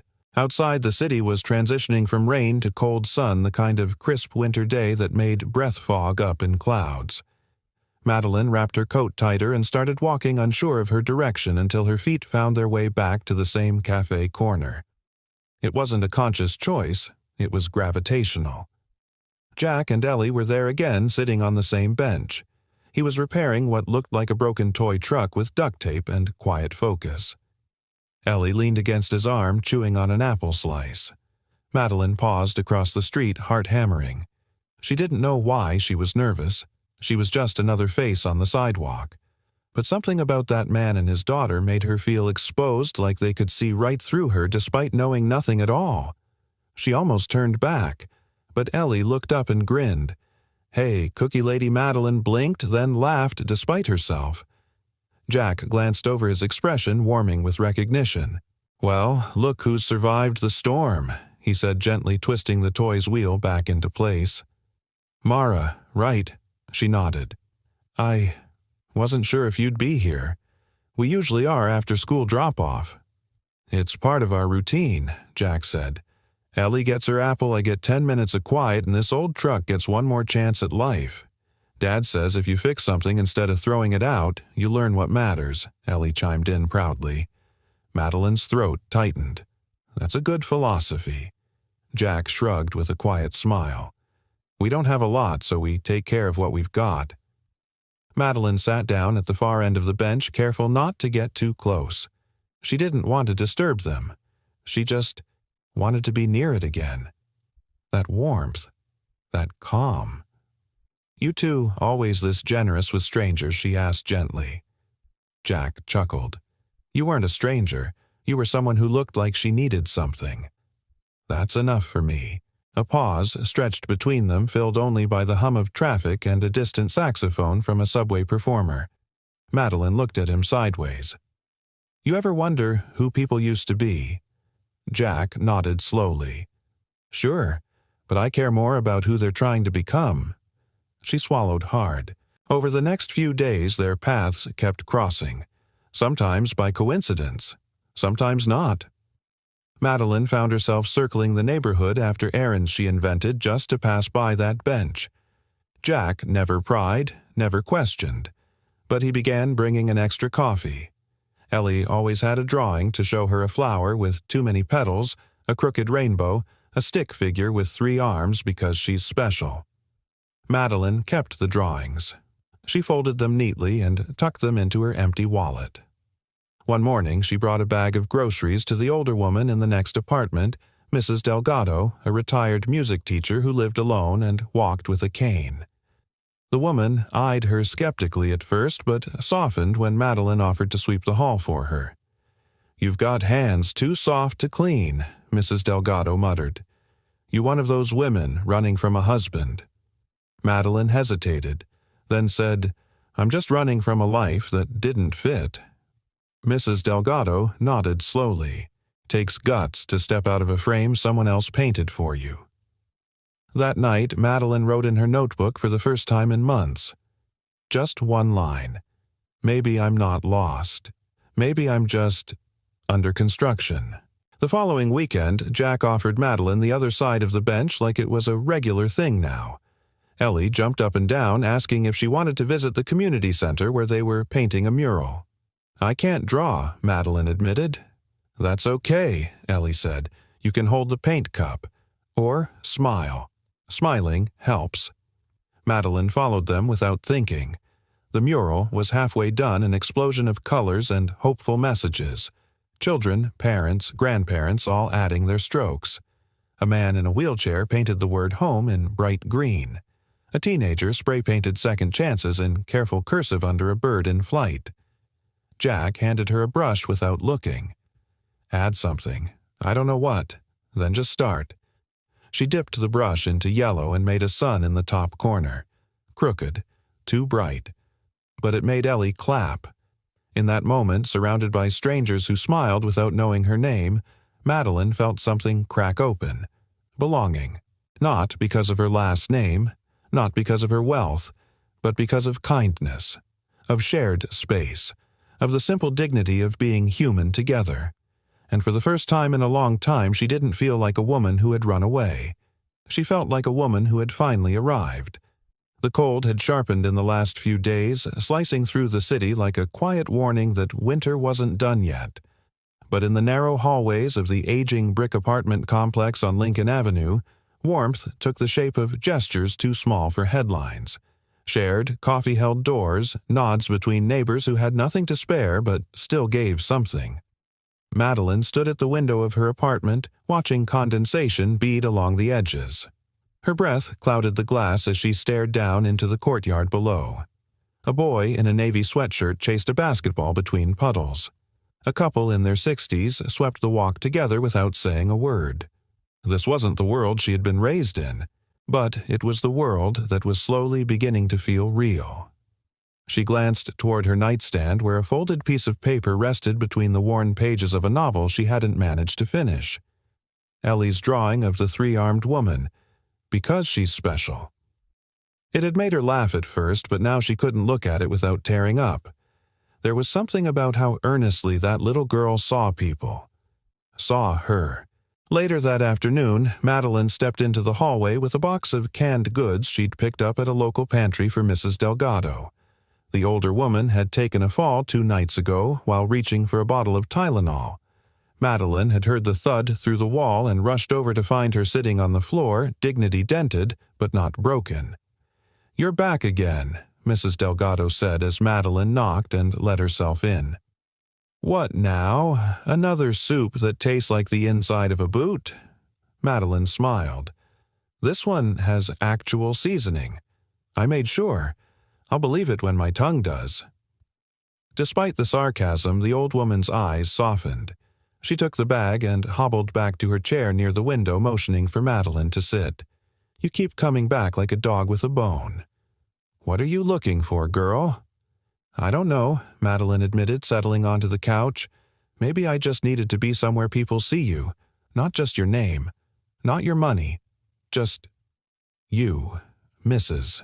Delgado made a sound in her throat somewhere between a scoff and a hum of agreement. "It's easy to forget who you are when everyone else is busy telling you." Madeline looked at her. "Did you ever forget?" "Oh, plenty of times. I was a teacher, then I wasn't. A wife, then I wasn't. You lose pieces of yourself over time, but sometimes you find new ones. Unexpected ones." She pointed a gnarled finger at Madeline. "That's what you're doing, aren't you? Finding the pieces that make sense again." Madeline nodded slowly. Something like that. The next day, Jack invited her to help fix a broken pipe in the basement of the building. "It's not glamorous," he said, handing her a flashlight, "but if you're looking to earn your keep, here's your chance." They climbed down the narrow steps into the cold, echoing dark. Water pooled along the cement floor where a pipe had cracked beneath the utility sink. Jack crouched beside it with a wrench and a patience that came from years of practice. "My landlord won't call a plumber unless something's on fire." So I learned. Madeline knelt beside him, holding the flashlight steady. "You could have called your city council representative. Tenants' rights are pretty clear about these things." Jack shot her a sideways look, amused. "You sure know a lot about property law for someone couch surfing." She bit back a smile. "Let's say I read a lot." Jack didn't push. He just adjusted the wrench and said, "You know, most people pass this place without a glance. But you've been paying attention." Madeline blinked. "What do you mean?" "You talked to Mrs. Delgado. You helped that teenage kid when he locked himself out. You show up." "No one else ever expected me to," she said quietly. "They just expected results." Jack nodded slowly, tightening the pipe. "Well, we don't care about resumes around here. We just care who shows up when it counts." That night, as they walked back upstairs, Madeline asked, "Do you always fix things for everyone?" "I try," Jack said. "There's enough broken stuff in the world. If I can keep this little corner together, maybe that's enough." By the end of the week, Madeline's world had shrunk to this neighborhood, and strangely, it didn't feel like a loss. She walked with Ellie to the school bus. She swept the hallway when the super didn't. She carried groceries for a mother with 2 kids and no stroller. Each act was tiny. None of them solved her greater life problem, what came next when her time undercover ran out, but they filled her with a feeling she hadn't known she'd been missing relevance. And then came the letter, taped to every door in the building, stark white, cold as the wind outside. Notice of termination of tenancy. This building has been scheduled for redevelopment. All current tenants must vacate the premises within 14 calendar days. The room tilted. Madeline read the letter again and again, fingers trembling. It was official. Walsh Holdings, her company. Her name at the top, even though she hadn't seen the document until now. The signature, some junior executive she remembered hiring in a moment of arrogance. Jack stepped into the hallway as she tore it down. His jaw was set. "So, this is how it works," he muttered. "We give, we build, and then they erase us." Madeline couldn't speak. Couldn't tell him the truth, not here, not now. Her chest burned with guilt. "Looks like we've got 2 weeks," Jack said quietly, looking down the hallway like it was already fading. "Time to figure out where to go next." Then he glanced back at her eyes, softer than she deserved. "You okay?" Madeline nodded numbly, swallowing hard. But deep down, something fractured. She wasn't just part of the system that had failed these people. She was the face on the letter. And now she had to decide what kind of name she wanted to live with. The eviction notice was still clenched in Madeline's hand as she descended the creaking stairs of the apartment building. Her breath hitched chest hollow. On paper, it was just another redevelopment project streamlining low-value assets to maximize ROI. On the ground, it meant families' uprooted dreams dismantled and Jack and Ellie out on the street. All because of a decision she had once signed off on without looking past the bottom line. Now, those numbers had faces and names, and a little girl who gave away her last cookie. Outside, the air was sharp and dry. A few tenants stood huddled near the mailboxes, eyes scanning the notices posted on every surface like funeral announcements. Whispers carried, "Where will we go?" "My sister's couch." "The shelters are full again." And then Mrs. Delgado's voice cut through it all like a tired bell. "They don't care about people like us. Never have." Madeline turned toward her. The old woman leaned on her cane, a folded notice in one hand and a dignity too weathered to crumble in the other. "I'm sorry," Madeline murmured. The words felt brittle, too small. "Mrs." Delgado looked at her with eyes that had seen more winters than anyone should face alone. Don't be sorry, be useful. That night, Madeline sat in the dark, her phone screen glowing faintly. Her hand hovered over the call button for Olivia, her former executive assistant. Olivia would still take her call. She'd kept Madeline's disappearance a secret when reporters came knocking because Olivia, unlike most people in that office, remembered Madeline before the power, before the suits. She stared at the number for a long time, then put the phone down. She wasn't ready to return yet. Not in a car with tinted windows, not with a press release and a strategic reversal. She needed to go deeper, to listen first.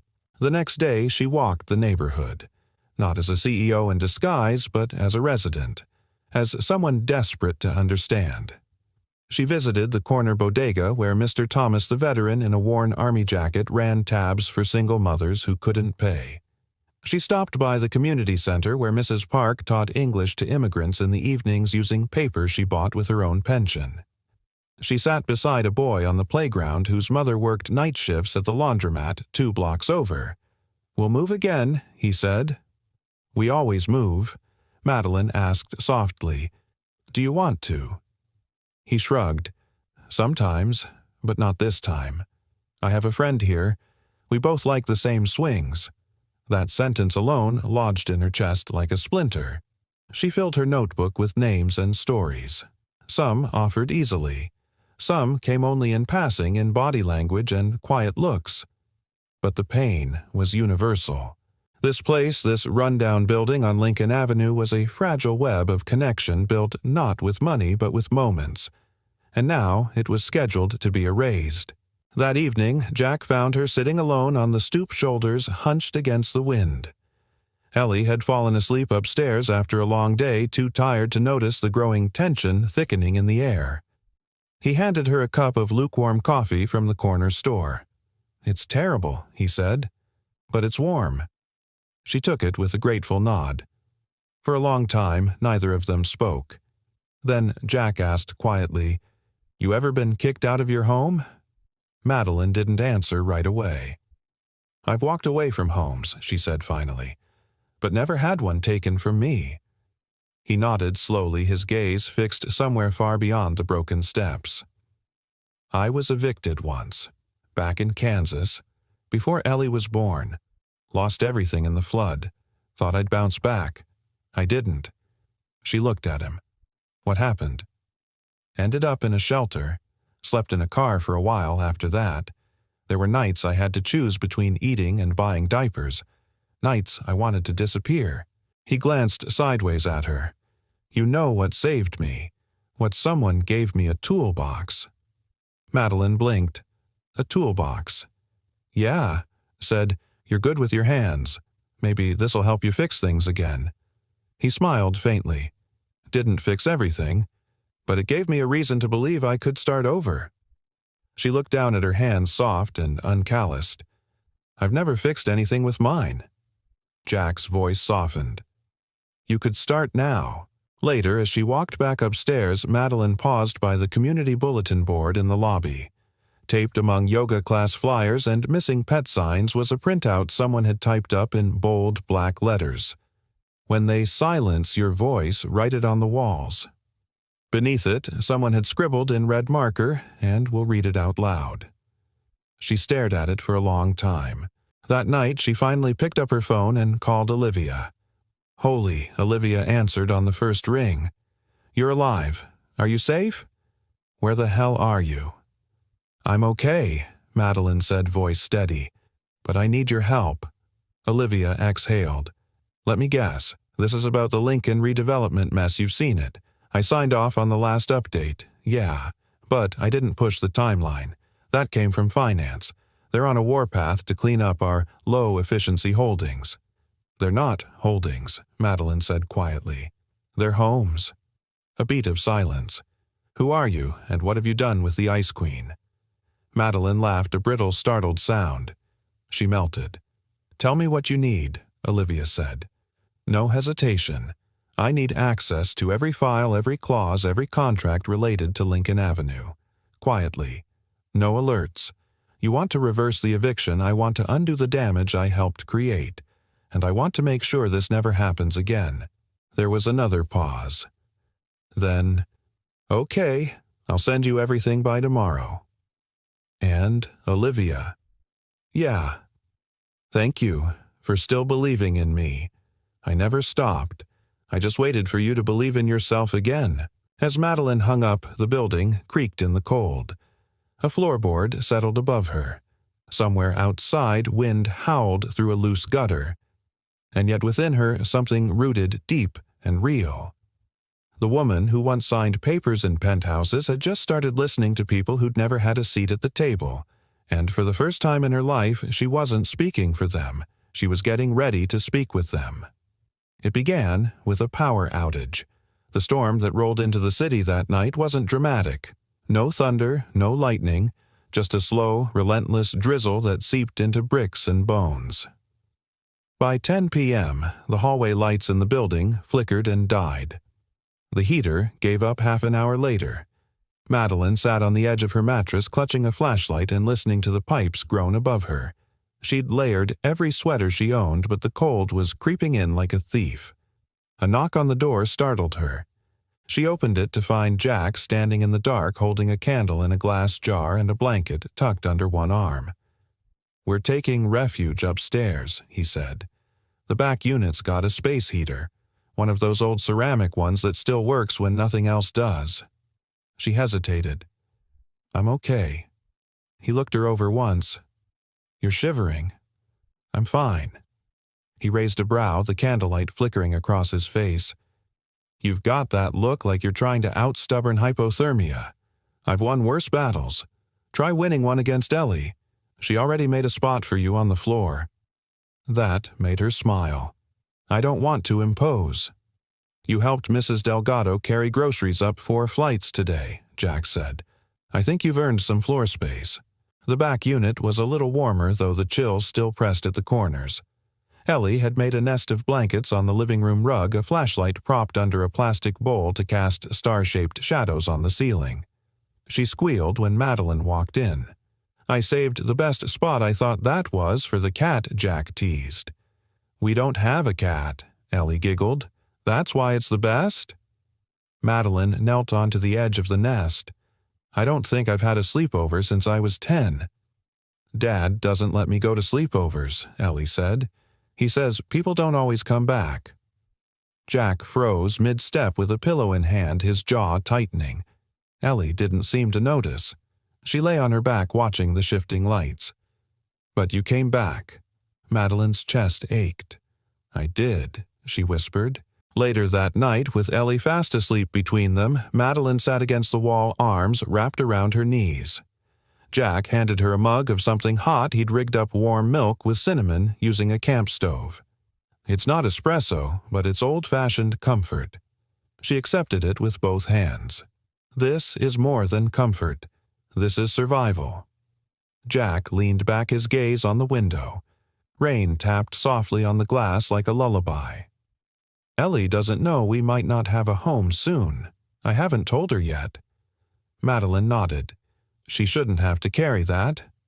"I'm trying to fix it," Jack said quietly, "but I don't know if I can this time. Everything's more expensive. There's nowhere left to go." He looked at her. "You ever feel like no matter how much you hold things together, life still finds a way to pry them apart?" She looked down at the mug in her lap.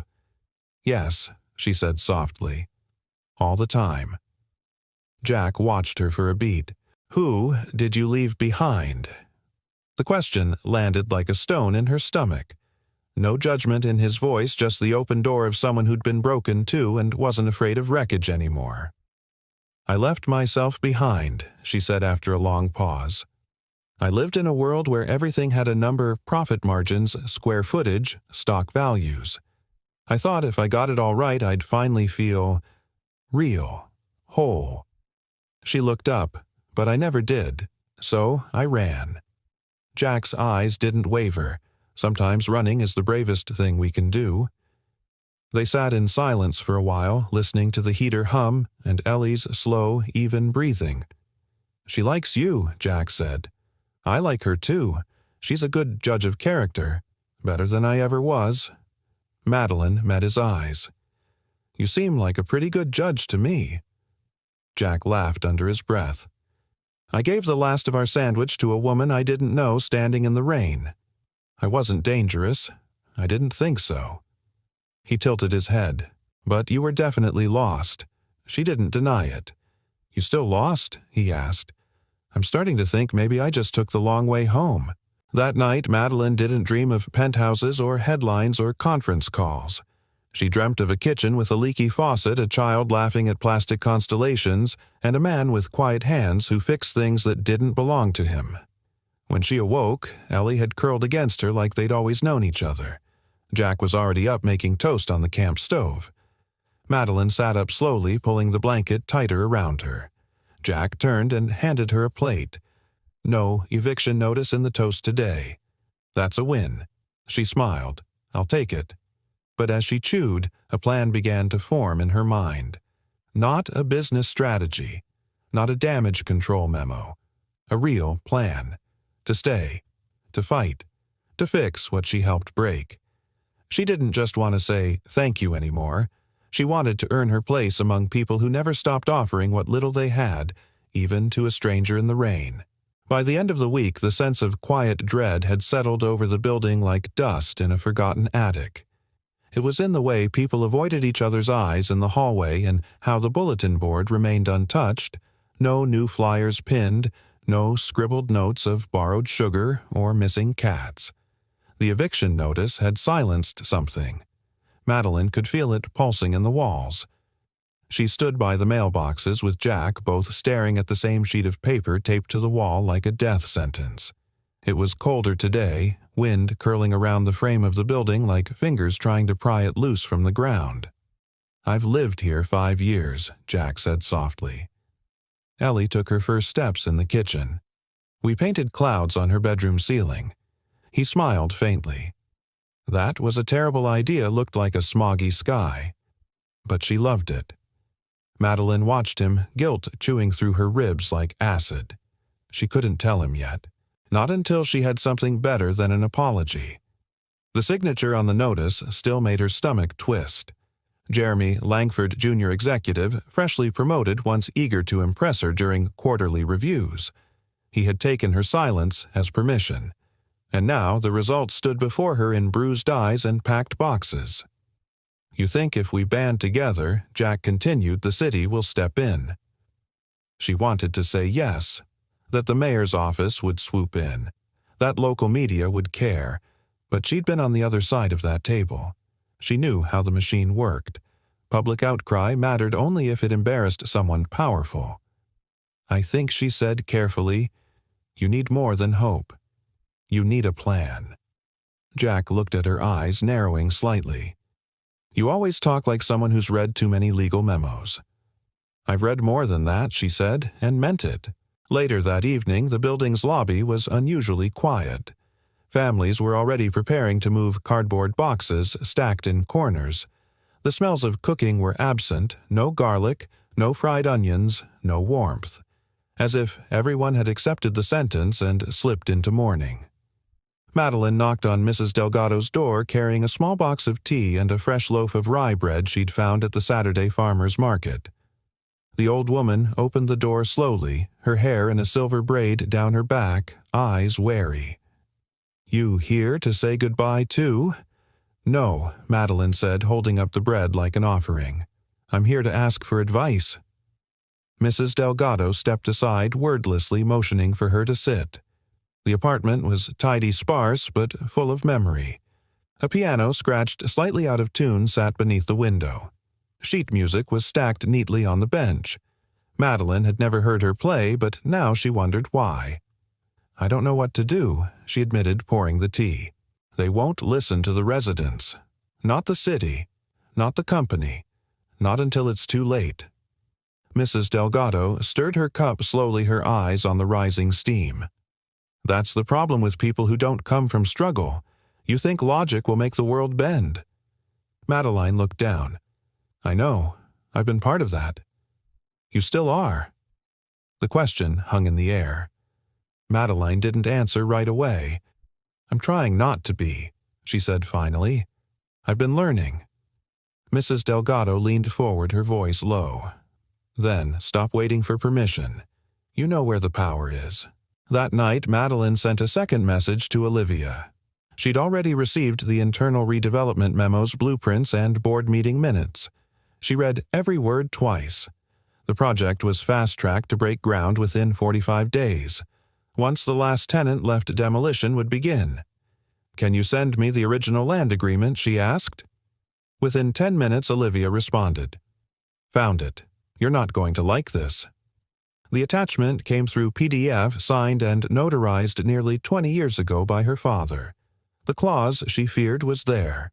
The building could not be sold or repurposed without a full 6-month written notice to tenants per Community Housing Preservation Agreement. They'd broken the contract. Her father had buried the clause in small print, but it was still binding. Her fingers flew across the screen. Olivia, get me a copy of the original deed registration and anything signed by local housing officials in 2006. On it. Madeline. You planning what I think you're planning, I'm planning to stop this. The next morning, she sat with Jack on the stoop, sipping coffee as Ellie played nearby, chasing a paper airplane through the puddles. I need to talk to you, she said, watching Ellie with gentle eyes. Jack turned toward her, sensing the shift in tone. What is it? She took a breath. She could almost hear the pages turning in her head, every line of legal jargon, every headline she'd ever helped spin. I know who owns this building, she said, and I know why this is happening. Jack's brow furrowed. You've been looking into it more than that, she thought. She was the one who'd once approved the deal, the woman whose name opened doors and closed them.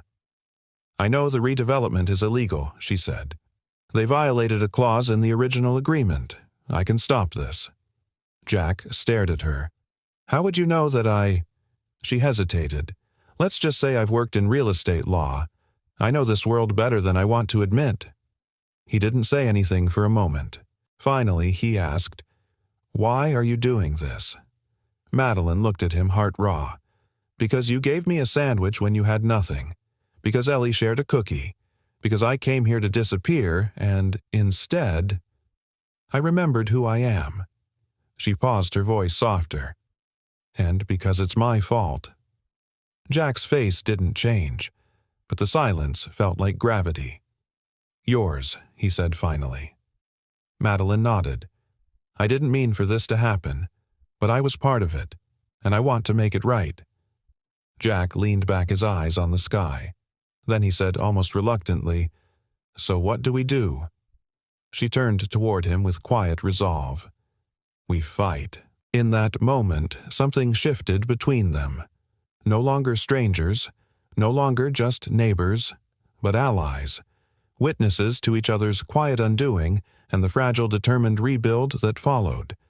And beneath the cold December sky, a seed of hope was planted. Not in a press release, not in a courtroom, but on a stoop in a neighborhood no one powerful had ever bothered to walk through. Until now. The next morning, Madeline stood in front of her bathroom mirror, staring at her reflection like she didn't quite recognize it.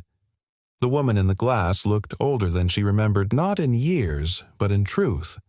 Her hair was pulled back, her jaw set, her eyes unflinching. Not polished, not perfect, just real.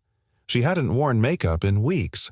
Her nails were chipped, but something about her posture whispered strength. She picked up her phone and called Olivia. It's time, she said. On the other end, Olivia didn't ask for clarification. You want me to schedule the board meeting? Not yet, Madeline said. I want to walk through that door when I'm ready with evidence, a plan, and my name. Then you're going to need more than a speech, Olivia warned. I'm counting on it. The days that followed moved like the ticking of a clock winding up to something seismic. Madeline spent her mornings at the library poring through property laws, historical preservation acts, and zoning records. At night, she sat with Jack in the basement of the building mapping out a grassroots strategy. They organized the tenants. Mrs. Delgado, once skeptical, now ran point on calling local news outlets. I've been ignored by people in suits for 50 years. Let's give them something they can't ignore. she said, dialing one-handed while stirring her soup with the other. A group of teenagers offered to design posters and spread the word online. No one listens to old buildings, one of them said, but they listen to stories. Let's make this place impossible to forget. They launched a campaign like Not Just Brick and Glass. Each day, someone told their story on camera. A veteran who'd found peace after PTSD. A mother who worked 2 jobs to raise twins in a one-bedroom. Jack, holding Ellie's tiny hand, speaking softly about raising a daughter on a janitor's salary and how a small apartment had become their entire universe. Madeline stayed behind the scenes. For now. One evening, Jack walked her home after a community meeting. "You know," he said, "kicking a pebble along the sidewalk, I used to think you were running from something." "I was," she admitted. "And now," she paused, then smiled faintly. "Now I think I'm running towards something." They stopped at her door. The air between them was warmer than the December night should allow. "You're different," he said quietly. "Not just from when I met you. From most people I've ever known." She looked down, suddenly aware of how close they were. "Most people," he continued, "don't stick around when it gets messy." "You did." "I was part of the mess," she said. "The least I can do is help clean it up." Jack leaned against the doorframe, hands in his pockets. "I don't know what you were before you came here, Mara, but I like who you are now." Her breath caught. For a moment, the rest of the world, the headlines, the lawsuits, the demolition plans fell away. But she didn't reach for him. Not yet. There was still truth left unspoken. The following morning, Madeline met Olivia at a small coffee shop on the Upper West Side. "I've booked the conference room," Olivia said, sliding a folder across the table. 10 a.m., Tuesday. "Full board will be there." "Good," Madeline said, "and the press embargoed." One of the junior editors at the Times is interested human impact piece. Wants to come down and see the building before anything runs. Madeline nodded, scanning the documents. Everything was in place, but her stomach twisted. Not with fear, with responsibility. "How are they going to react?" she asked. When I walk in again, Olivia's brow arched. "Like hyenas with brand consultants." "But it doesn't matter. You're not going there to ask permission." Madeline smiled. "I'm going to take back what matters." That night, she sat beside Jack on the rooftop, the city glowing beneath them in a million little promises. Ellie was asleep, tucked beneath the crooked stars she once painted on the ceiling. "You look like someone carrying something heavy," Jack said, handing her a mug of cocoa. She took a sip. "Tomorrow, I go back." He turned to face her. "Back where to the top floor of the glass tower I helped build. To the table I abandoned. And this time, I'm not showing up in a dress someone else picked. I'm walking in with everything I've learned down here." Jack was quiet for a while. Then he said, "You scared?" "Terrified," she admitted. "But I'm more afraid of staying silent than I am of failing." He nodded slowly, watching her with a softness that made her want to cry. "Whatever happens," he said, "Ellie and we won't forget what you did here, even if no one else ever knows your name." She reached into her coat and pulled out a folded slip of paper. "Ellie's drawing. The three-armed woman. I've kept this the whole time," she said. Jack took it, smiling. "Because she's special. Because she's true," Madeline said. Then quietly she added, "And maybe that's who I want to be." Jack looked at her for a long time. Then without ceremony he took her hand. It was calloused now.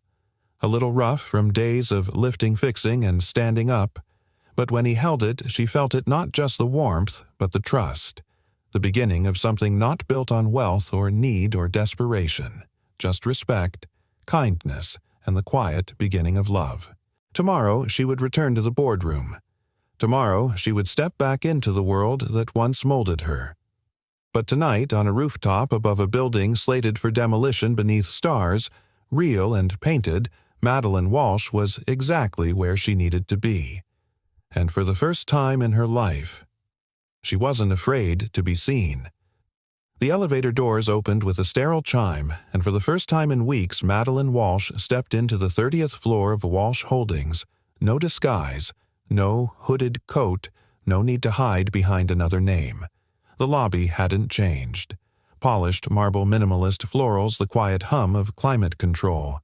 But everything inside her had. She walked past reception. The assistant, a young man in an expensive suit who clearly didn't recognize her without heels and a designer bag, began to rise. Olivia intercepted him with a small shake of her head. "She's expected."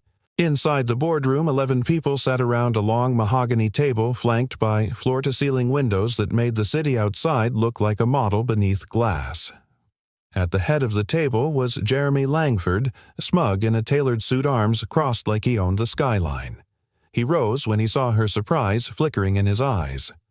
"Madeline," he said carefully, "we didn't expect you back."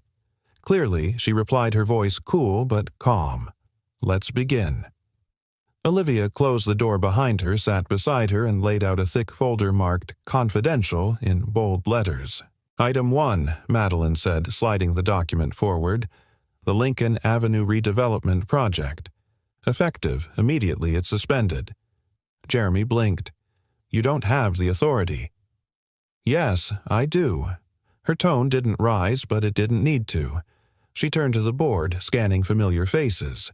"In 2006, my father signed a preservation covenant with the city protecting the Lincoln Building for a minimum of 30 years from repurposing without due process. That covenant was buried in the acquisition file. It was violated.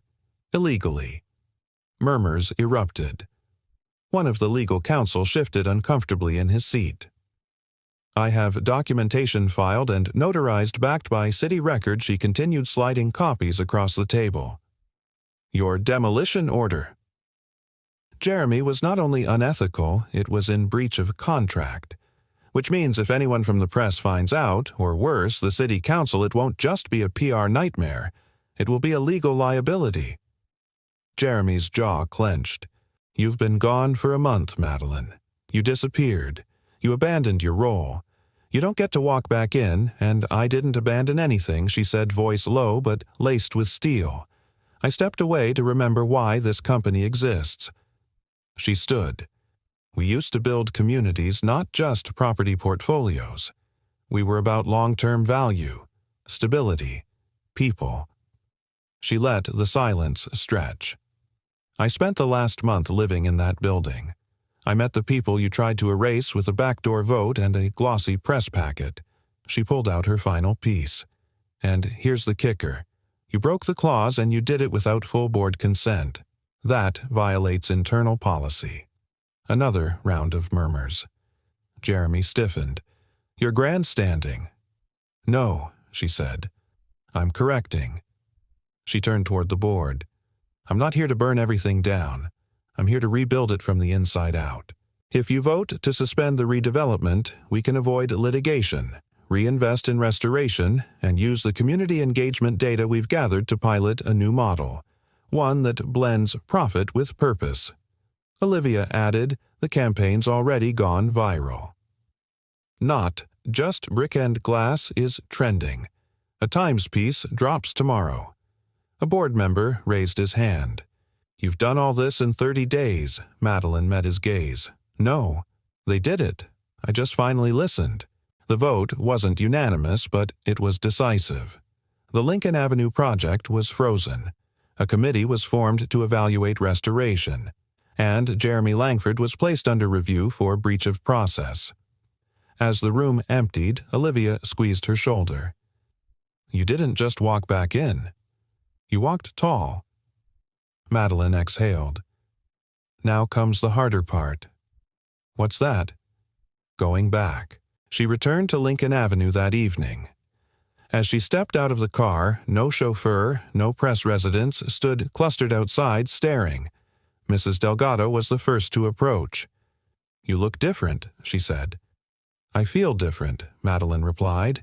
"You kept your word," the old woman said, her voice softer than usual. Madeline nodded. "It's not over yet, but the eviction is canceled. The building's safe for now." Ellie came running, arms open. "You're back," Daddy said maybe, but I said, "Definitely." Madeline scooped her up, burying her face in the girl's hair, blinking hard against the tears. Then she saw Jack. He stood behind the crowd, hands in his pockets, watching. When she met his eyes, he gave the smallest of nods. Not of shock, not of question, of quiet understanding. She walked over the noise fading behind her. "You told them," he said. "I did, and they listened." "Some did," she said. The rest didn't matter. Jack tilted his head, studying her. "So, what happens now, I don't know," Madeline admitted, "but I'd like to stay, if that's still okay." A slow smile touched his lips. "You don't need my permission." She looked up at the building behind them. Old bricks, cracked windows, flickering hallway lights. And yet, it was more beautiful than any tower she'd ever helped design. "I'd like to help fix it," she said. Jack looked at her not like a savior, not like a CEO, but like a neighbor, a partner. "Then let's fix it," he said. Together. That night, as lights flickered back on in the stairwells and laughter floated through open windows, Madeline Walsh sat on the stoop beside Jack and Ellie, arms wrapped around her knees. She didn't wear a power suit. She didn't carry a title. But for the first time in her life, she was home. Sunday morning came quiet and golden. The first real sunlight in days slanted across the windows of Lincoln Avenue, illuminating dust in the air like falling stars. The old building felt different now, not newer, not better, but alive in a way it hadn't been for years. A murmur of hope buzzed through the halls, past in warm greetings and smiles that didn't have to be forced. And still something inside Madeline remained unsettled. She stood in the mirror, brushing her fingers through her hair, staring at the woman looking back at her. This version of herself didn't wear masks. She didn't shrink to fit the room. She had faced the storm and spoken out, and the ground hadn't fallen beneath her. But there was one thing left undone. One truth she hadn't yet dared speak aloud. She turned, pulled on her jacket, and headed for the stairwell. Jack was in the courtyard repairing the wheel on a child's scooter that had been left outside all winter. Ellie sat cross-legged beside him, using sidewalk chalk to color a sun with a smiley face. Madeline paused in the doorway, watching them. Jack looked up first. He gave her that easy nod again, the kind that made her feel seen without pressure, noticed without scrutiny. "Morning," he said, wiping his hands on a rag. "Coffee's still hot if you're brave." She smiled, but didn't move toward the cup. "Can I talk to you?" He glanced at Ellie. "Sweetheart, why don't you show Mrs. Delgado your chalk masterpiece?" Ellie jumped up. "I made the sun look like it's laughing." She darted off, leaving a trail of pink chalk dust behind. Jack stood. "What's going on?" Madeline took a slow breath. "There's something I haven't told you. Not just you, the entire building." Jack's posture stiffened slightly. "Okay. I wasn't just involved in the redevelopment paperwork," she said. "I didn't just know who owned the building. I am the owner." Jack didn't move. "I'm Madeline Walsh," she said softly. "CEO of Walsh Holdings. Or, I was." Silence stretched between them, taut as piano wire. "I came here because I was drowning in a life that never felt mine. And when I landed in this building broke, lost angry, I didn't expect anything from anyone. Least of all, kindness. Least of all, you." Still, he said nothing. "I know how this sounds. I know what it looks like. I hid who I was. I let you think I was just another drifter. And part of me was. But the other part, the woman who signed deals without reading the fine print, the woman who almost let this building disappear, that part needed to be torn down." She looked at him, eyes brimming. "You were the first person who treated me like I mattered, even when you didn't know my name. And that's why I came back, not to save this place, but to learn what it means to deserve it." Jack took a breath, slow and deep. "I figured," he said, finally. Madeline blinked. "What?" He gave a one-shoulder shrug. "Not at first. But the way you spoke, how you knew the law, the language, the way you looked at this place like you were seeing ghosts. I knew there was more. Then why didn't you say anything? Because I figured if you were running, you needed to run, and if you were healing, you needed space to do that too. She laughed, soft, disbelieving. You really are too good to be true. I'm just tired, he said. Tired of judging people before they have a chance to show who they want to become. He stepped closer. What you did this week, that wasn't a performance. That was earned. You could have disappeared again. You didn't. Madeline swallowed hard. I couldn't. Not anymore. He nodded. Then after a beat, he asked, So, what now? Madeline looked up at him, voice low. Now I stay. Not as a CEO, not as a savior. Just someone who wants to build something better. Jack's face softened. You already have. Their eyes held for a long, quiet second that spoke of forgiveness and trust, and something new just beginning to grow between them. Then Ellie came bounding back. Daddy, look, I made a rainbow snake and he's smiling. Jack laughed, crouching to admire her artwork. Madeline knelt beside him, her arm brushing his not on accident. You know what she said? I think I'll draw something too. Ellie handed her a piece of chalk. Madeline looked at the blank patch of sidewalk and slowly began drawing a crooked little house. The roof was uneven, the door too small, but she colored it in like it meant something.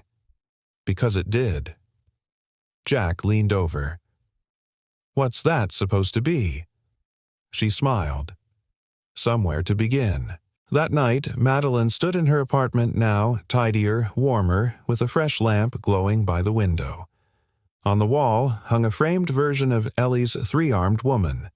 Next to it, a new sketch Madeline had made a son astoop, 3 figures side by side. She sat at her desk, opened her notebook, and wrote a letter. To herself, to the company, to the people who had trusted her again. Dear Lincoln Avenue, thank you for teaching me that broken doesn't mean worthless, that lost can lead to found, and that sometimes when the world forgets to be kind, one person offering a sandwich can change everything. I came here to disappear, but I found a reason to stay. Not because of who I was, but because of who I'm learning to be. I don't know what comes next, but I know it starts here with you. Madeline. She set the pen down.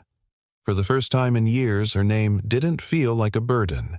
It felt like a promise. The first morning of January brought with it a frost so fine it clung like lace to the windows of Lincoln Avenue. But inside, warmth bloomed in the form of something better than heat hope. It had been a week since the redevelopment had been suspended, and while the formal restoration plans were still taking shape, the spirit of the building had already shifted. People who once passed each other without a word now exchanged coffee, helped carry strollers, fixed doorknobs, and repainted stair rails. Jack had dubbed it the Fix-It Winter. Ellie called it the Season of Kind. Madeline called it home. She stepped out of her apartment and nearly tripped over a box labeled Free Books. A handwritten sign taped to the lid read, Take one, or leave one, or read out loud to someone who can't. She smiled and opened the lid. Inside were old paperbacks, children's stories, a few Spanish-language poetry collections. She picked one with a worn blue spine, the Velveteen Rabbit, and carried it with her to the courtyard. There, Jack was fixing the hinge on the community notice board. His flannel shirt was flecked with sawdust. Ellie sat cross-legged nearby, her jeans streaked with chalk drawing houses with curly smoke and stick figure people who held hands. Back at it already? Madeline asked. Jack looked up. This thing was squeaking every time someone posted a flyer. Figured the board deserved better. It's funny, she said. You fix so many things that aren't yours. They are now, he said simply. She hesitated, then sat beside him, flipping open the book on her lap. Do you remember this one? She asked. He glanced over. Ellie made me read it 100 times last winter. Could recite it in my sleep. She smiled. Then you know the best part. They said it together. When a child loves you for a long, long time, then you become real. Their eyes met the quote hanging in the air between them like breath in cold sunlight. I think that's what this place did to me, Madeline said. made me real." Jack's voice was quieter than usual. "You've always been real. You just didn't have anyone who saw it." She closed the book and looked at him. "You did." That afternoon, the first community meeting under the Kind Shelter Restoration Project took place in the basement rec room, formerly a dim, forgotten space with mismatched chairs and a leaky faucet. Now, strung with borrowed fairy lights and the smell of donated apple cider, it felt like the beating heart of the building.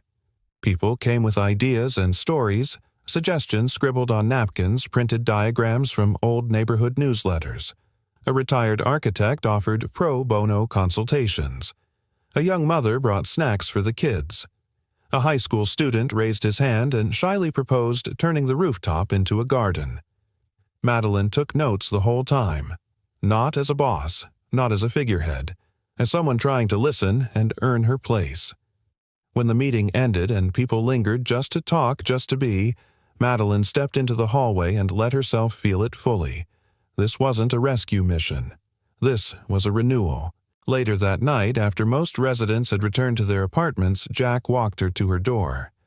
"I've been thinking," he said, hands in his coat pockets. "You don't have to keep living in that freezing studio." Madeline tilted her head. "Jack?" "I'm not saying move in," he clarified, quickly sheepish. "But the unit next to ours is empty. The super's already agreed to fix the windows. It has heat. Good bones. I could help patch it up." She laughed softly. "So this is your version of a grand romantic gesture, offering me good insulation and plumbing advice." He grinned. "We fix what we know how to fix." She looked at him for a long moment, her voice barely above a whisper. "Why do you keep trusting me? Because you didn't have to come back," he said.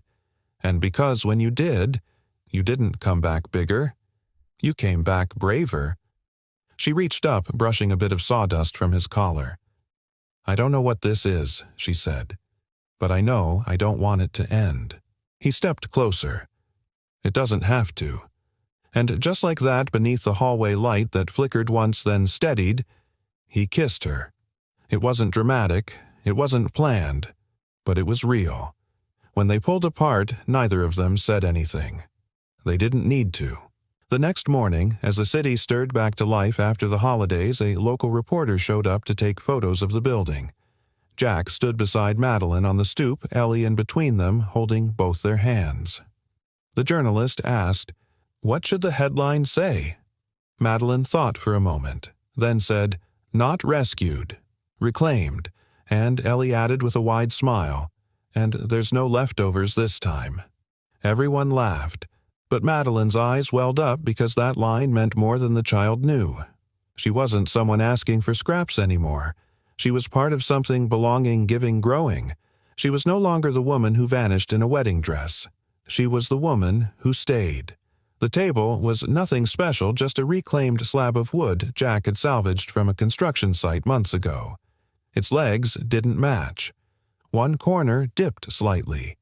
The finish was uneven. But when Madeline set down the chipped ceramic plates and stepped back to take it all in, it felt like the most beautiful thing she'd ever prepared. The apartment had come to life around it. Walls now held Ellie's drawings strung together with twine and clothespins like a gallery of joy. A second-hand couch sat beneath a window freshly caulked by Jack's steady hands. The heater purred softly in the background, and in the air lingered the scent of roasted vegetables, cinnamon, and something warm enough to be called belonging. Tonight wasn't about celebration. It was about gratitude. It was about staying. Ellie burst through the door first, wearing a paper crown she'd made at school, shouting, "It's dinner time," and I helped stir the mashed potatoes, but only a little because Dad said I eat more than I stir. Jack followed with a smile and a six-pack of root beer. "Sorry, we're late." Someone stopped to tell the mailman that this building is famous now. Madeline laughed, taking their coats and hanging them near the heater. "Well, she's not wrong. We made the paper again this morning. And I think someone at the mayor's office actually said the words, 'Innovative Housing Partnership,' without rolling their eyes." Jack raised his eyebrows. "Should we frame it? I already did," she said, grinning, pointing to a tiny clipping on the fridge pinned by a smiley face magnet. They all sat at the table. Ellie climbed up onto her usual spot between them and immediately started narrating her plate. Potatoes, carrots, bread that smells like Grandma's house, and wait, is this chicken or turkey? Madeline smiled. It's whatever you want it to be. Ellie nodded sagely. Then it's Christmas chicken. They dug in. No toasts, no ceremony, just bites between laughter stories exchanged with easy rhythm and eyes that lingered longer than they used to. And halfway through, Ellie leaned across the table, eyes shining. "Hey," she said, mouth full. "Remember when I gave you my cookie in the rain?" Madeline looked at her with a soft, full heart. "I remember every crumb. I thought you were a fairy." Jack nearly choked on his drink. "A what?" Ellie shrugged. "You looked sad but shiny. That's what fairies are, right?" Madeline reached across the table and took Ellie's hand. "That day, you were the magic." After dinner, Jack washed the dishes while Madeline sat on the fire escape with Ellie curled against her watching the city breathe beneath a sky spangled with quiet stars. The night air was crisp but kind. "Do you miss the tower?" Ellie asked suddenly. The tall one from the pictures in the newspaper. Madeline thought for a moment. "I used to think I needed the tower to feel like I mattered," she said. "But now I know it's not how high you climb. It's who's waiting for you at the bottom." Ellie yawned and nestled closer. "You can live here forever, you know." Madeline smiled. "That's the plan." Inside, Jack dried the last plate and stepped onto the fire escape.